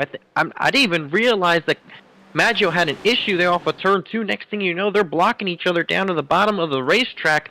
Both of them get sideways and have to worry about saving the race car. And Scott Healy at the right place at the right time. Keelan was talking about this under the caution, and he finds himself in victory lane for the first time since Chicagoland at the playoff opener. So, Scott Healy, welcome to the playoffs. And Scott Healy, for the first time this season, will win a race, this time at 1.5 miles. And for the first time in Season 7, Scott Healy enters Paul's Setup Shop, victory lane. In an unbelievable sequence, Keelan Belsha. Incredible stuff, Kenneth. We talked about it. He's always here. When he shows up and there's overtime restarts, Scott Healy will be there, and we'll probably be talking to him. But he puts it in victory lane in an incredible last lap sequence of events right there. And how about this? Let's get another look at it to see what set up this finish of the race that gave it to Scott Healy. It all started on that overtime restart with Peel and Maggio. They were all on top of each other.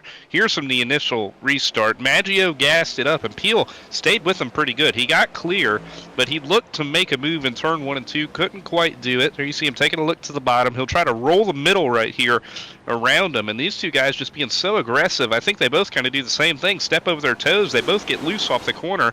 Maggio goes to block the move to the bottom, loses control. They both lose control, and that just opens the door for Scott Healy to scoot by, take the race lead away, and it was smooth sailing from there. Here's a look from Scott Healy on the bottom right of your screen. See the seas part for him. Just incredible stuff. He Incredible almost got job hit right by there. incredible job by Maggio and Peel at their car control to not get Lance Hill involved or anybody else, and that puts Lance Hill in second, Brandon Banks back there in third. What a race, Kenneth, and what a finish. What a win for Scott Healy. I have no idea how Steven Maggio and Lawson Peel saved their race cars. It looked like Maggio was going to come right up on the field and create a caution to set us into another overtime attempt, but it did not happen. And for the first time this season, Scott Healy is a 4-wide winner with these next-gen cars and gets his first, like Francisco said, since Chicagoland of Season 6. Let's get a look at our full unofficial race results from America's Heartland. Scott Healy takes the race victory over Lance Hill, who after Talladega has kept up his consistency. Second place tonight. Brandon Banks has run top 10 all race long, escapes with P3. We'll talk through all of your podium finishers before we round up our coverage tonight on the KBueno Racing Network. Kip Easley, one of his best finishes of the campaign, lines it up fourth at the checkered flag with Austin Reedy, our in-race reporter, ending out in the top 5. Duncan Fall in P6, Tony Kibbett back in 7th place, Craig Lautenslager in 8th. Lawson Peel saved the race car, had a shot at the race win, but it did not come to fruition. He is 9th, and Mikey Neal Francisco with absolute heartbreak, arguably the fastest car at the end of this race, spun off of turn 4 near the end and could not see this race go any better for him. Was able to recover for a top 10, but he is going to wish he had that chance at the win. Nicholas Ballin is able to finish in the P11 position. Tristan Bailey, or Kyle Benson in the 12th position. Tristan Bailey, his teammate, in 13th. Porter recovers back to the lead lap, finishes in 14th. Curtis Kelly in the 15th spot. Your top 3 in standings all close together there. Michael Newbraun will finish in the 16th position. Eric Schaefer in 17th. Maggio, who is contending there for the win, will finish on the last car on the lead lap in the 18th spot. Cody Kinsey one lap out in 19th, and Trevor Haley rounds out your top 20. 21st was Daniel Moore in the 77. Juan Escamilla, who got in trouble earlier in a race back there in 22nd. Craig Parks, who led a couple laps, finishes in 23rd.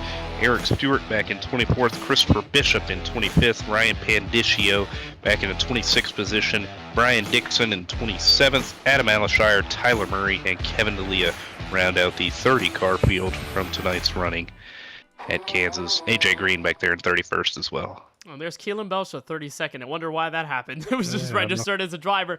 But 31 full cars on the field, and only one in Paul's setup shop victory lane. That is Scott Healy, who joins us now in Paul's setup shop victory lane for the first time this season. Scott, the seas parted for you at the end. Steven Maggio and Lawson Peel get into their trouble on the back straightaway. You're the man sitting third, watching the spectacle unfold. What did you see there behind the wheel out of turn 2?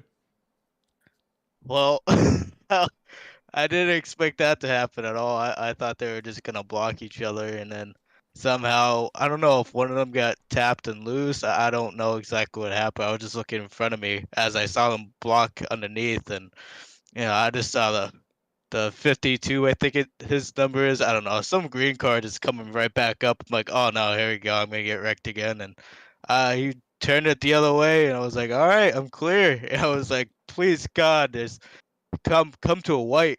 And I passed the white. I'm like, oh yeah, I got this all day. I was like, oh man, that was great. That was awesome. If it wasn't for that caution, I would not be here. And several races this season came down to a late restart or just a absolute sprint to the finish. New Hampshire was one of them. You put yourself in a position to finish third there. And at another track earlier this season, it also looked like the same way. A race came down to a sprint near the end. You found yourself on the podium.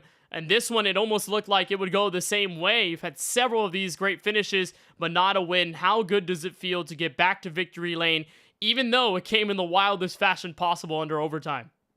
It feels amazing. I mean, every one of those races, I'm like, what could I have done differently to win? But yeah, this one feels amazing. I'm just grateful for the yellow to come out, even though it probably sucks for everybody else. But it just gives everyone chances that don't come here every week to win. And I didn't have the greatest car. I didn't have a winning car. I might have had a top 5 or top 10 car, but the long runs, I just not have it. But yeah, it feels great, man. a wonderful effort to get this race victory. You see everything happen in front of you, and you hold on to the top spot. Scott, before we let you go on this race victory from Kansas, anybody in particular you want to thank or shout out for tonight's event? Yeah, I'd like to thank you guys. You know, I miss you. I miss you guys here and there. You know, I'm not here every week, but yeah, thank you guys for bringing on the broadcast. Team Conti, friends, family, my girlfriend, and that's about it, my man. Well, Scott, we're so happy to see you back in victory lane. And on behalf of all of us at KBRN, congratulations on the W. We'll see you at the All-Star race, hopefully next week at Las Vegas. But until then, enjoy the win. I'll be there. Have a good night, guys. Scott Healy takes the W here at Kansas in unbelievable fashion under only one attempt at overtime. And just wanted to correct myself there. His other podium finish came at the virtual. It was another 1.5 mile track. I'm just going to pull it up right now, but it came at Atlanta, actually, P3 that he finished there. So Atlanta Motor Speedway, where Scott Healy had won or had done well at before, ends up in the top spot tonight from the virtual Kansas Speedway. Let's get back to second place. And Francisco Bacalhau, you've got Talladega winner perfect world, Lance Hill, who's going to finish second tonight. Well, Lance Hill, I'm pretty sure at some point late in the going in this race, you weren't expecting a P2 and a shot at the race win, but nonetheless, we found ourselves in that spot. What did you think going into that green-white checkered, and then ultimately seeing what happened between the top two? I don't know. I was very nervous, not gonna lie to you. I was talking to the league owner a couple of days before this race, and he said with my win, I'm still not locked in because I ain't above the top 30 in points because I missed a couple of races before the season started. So I came into this race with a lot of pressure to. I feel like try and get as many points as possible. I feel like these next couple of races, I just gotta try and get as many points as possible, get above the top 30. So coming in here, I didn't really expect much, because this ain't one of my best tracks. But this here was the best car I've ever driven at this racetrack. It's the best it's ever felt. And then drove my way up to fourth. The caution come out. I was really nervous because I was like, something's fixing to happen, and it's just gonna fall apart. But I guess just luck swung our way, somewhat yet again, and managed to come out with second.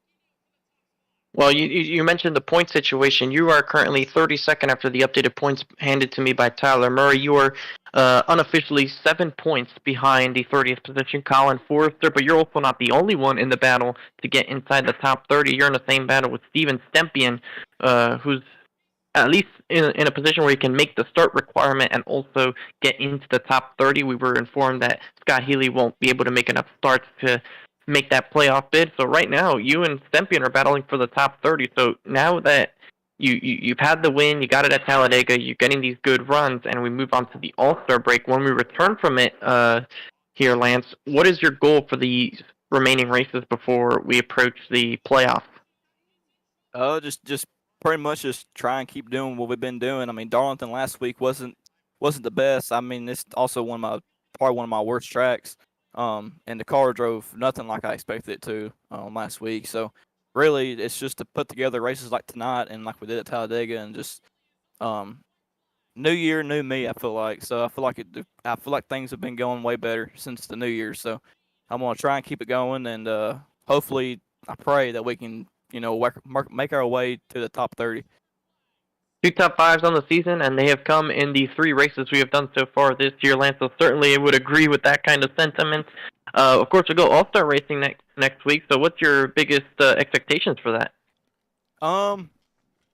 If I can make that race, I hope it's going to be a good one, because I don't know if I'll be able to be there for that one. Luckily, it's not a points race, so I think I might have some firefighter training for that day. So sadly, I may not be able to be there, but if I can be, I really hope that I'd love to come out with an All-Star win. I mean, that's something that every driver in this league wants to have. Not only just a championship or just a race win altogether. I mean, an All-Star win is like up there with a championship, I feel like, for me. Well, of course, I'll be seeing you out there on the racetrack if you are able to make it. We'll have some good fun there at the Las Vegas Speedway. But Lance, P2, great effort here tonight. This shout out to everybody who helps make this happen for you and your team. Yeah, shout out to the Stonks guys.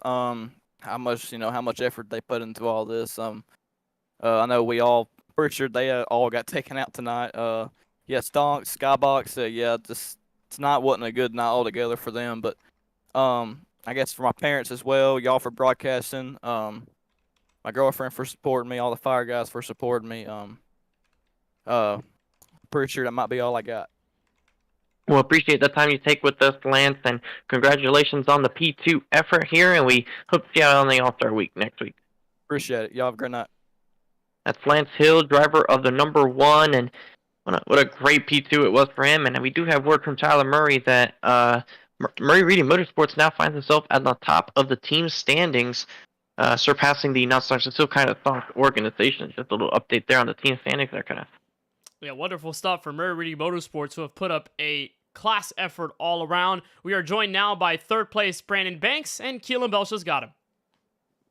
Well, Brandon, another top 3 run for you this evening, and kept it in the top 10 all day. I really felt like watching you. This was one of your better races of the season, if not the best. How'd it feel out there? Yeah, it was good. I felt like, we just wanted to take our time in this race. Thought we had a good car last week at Darlington and got raced on pit road. I think Vindicio might have hit the barrels or something coming in and just took us out of the race there, but just some bad luck. Trying to get myself in the top 16 in points, but it was pretty good tonight. I mean, the car was real snug. You had to kind of save the right front.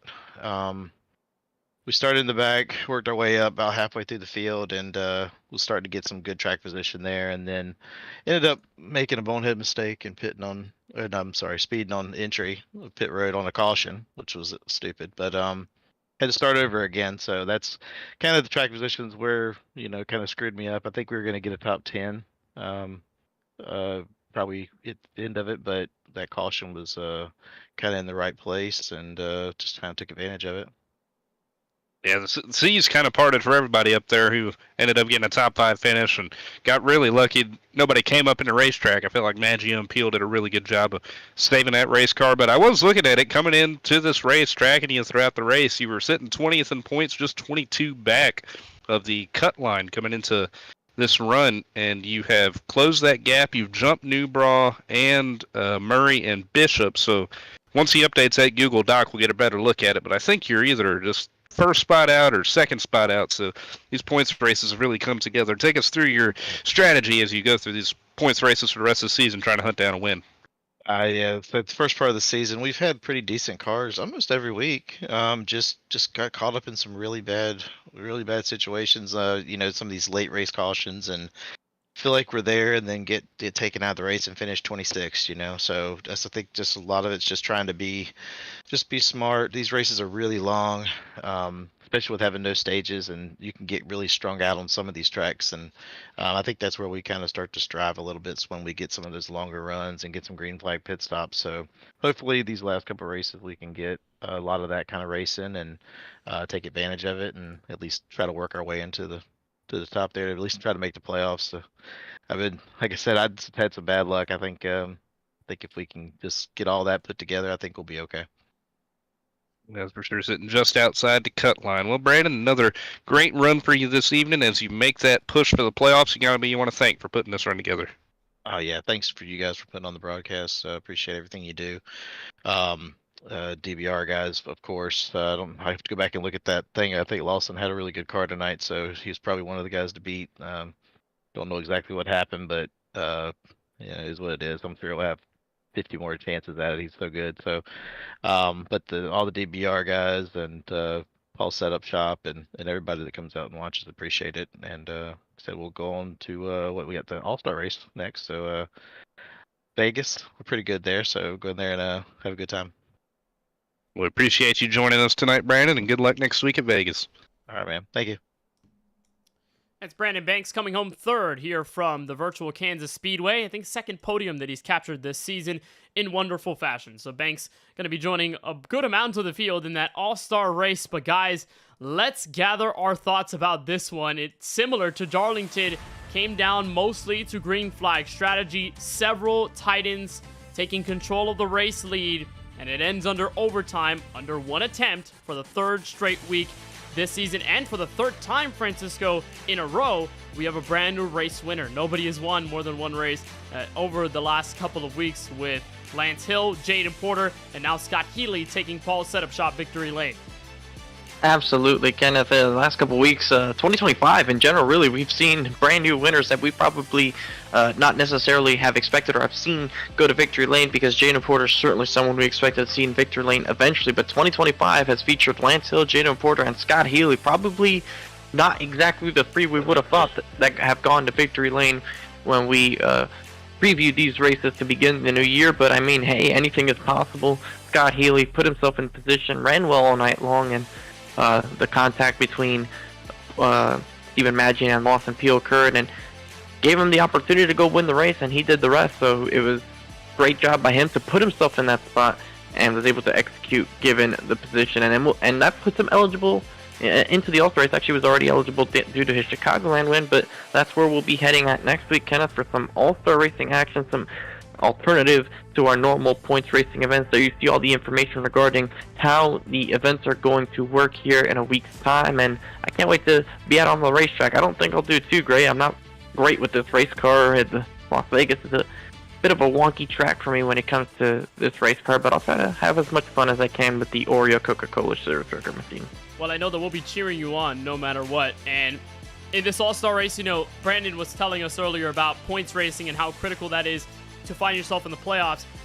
If you don't get a race victory, and that will be really important after this All-Star race, but this will be a time to relax a little bit, have some fun, even though there are some playoff points on the line for the winner of the 100-lap main All-Star race that'll take place at Las Vegas. Second time we visit it properly this season. One was a points-paying race. This one just for a bit of fun out in the Nevada desert. That'll be live for you Wednesday, January 29th.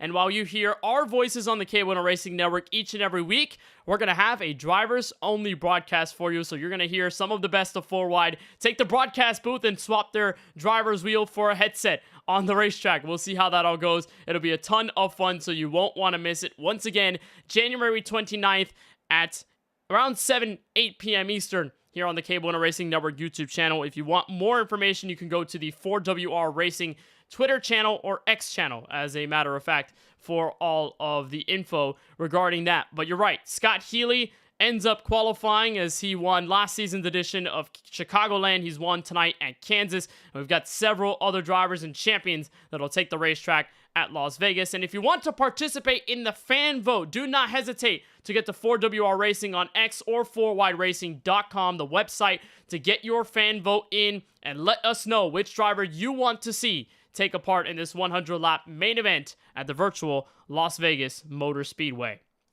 So it's All-Star Racing next week. As for all of us here at Kansas, that will do it. For Tyler Murray and the entire admin team at 4Wide for making this series what it is today, and for all of us at the KBueno Racing Network, for Francisco Bacallao, Keelan Belsha, Charlie Beyer, Eli Comerford, I'm Kenneth Bueno saying so long from the heartland. Scott Healy sees the C's part in front of him to get his first win of the campaign. We'll see you when we go All-Star Racing next week at Las Vegas Motor Speedway.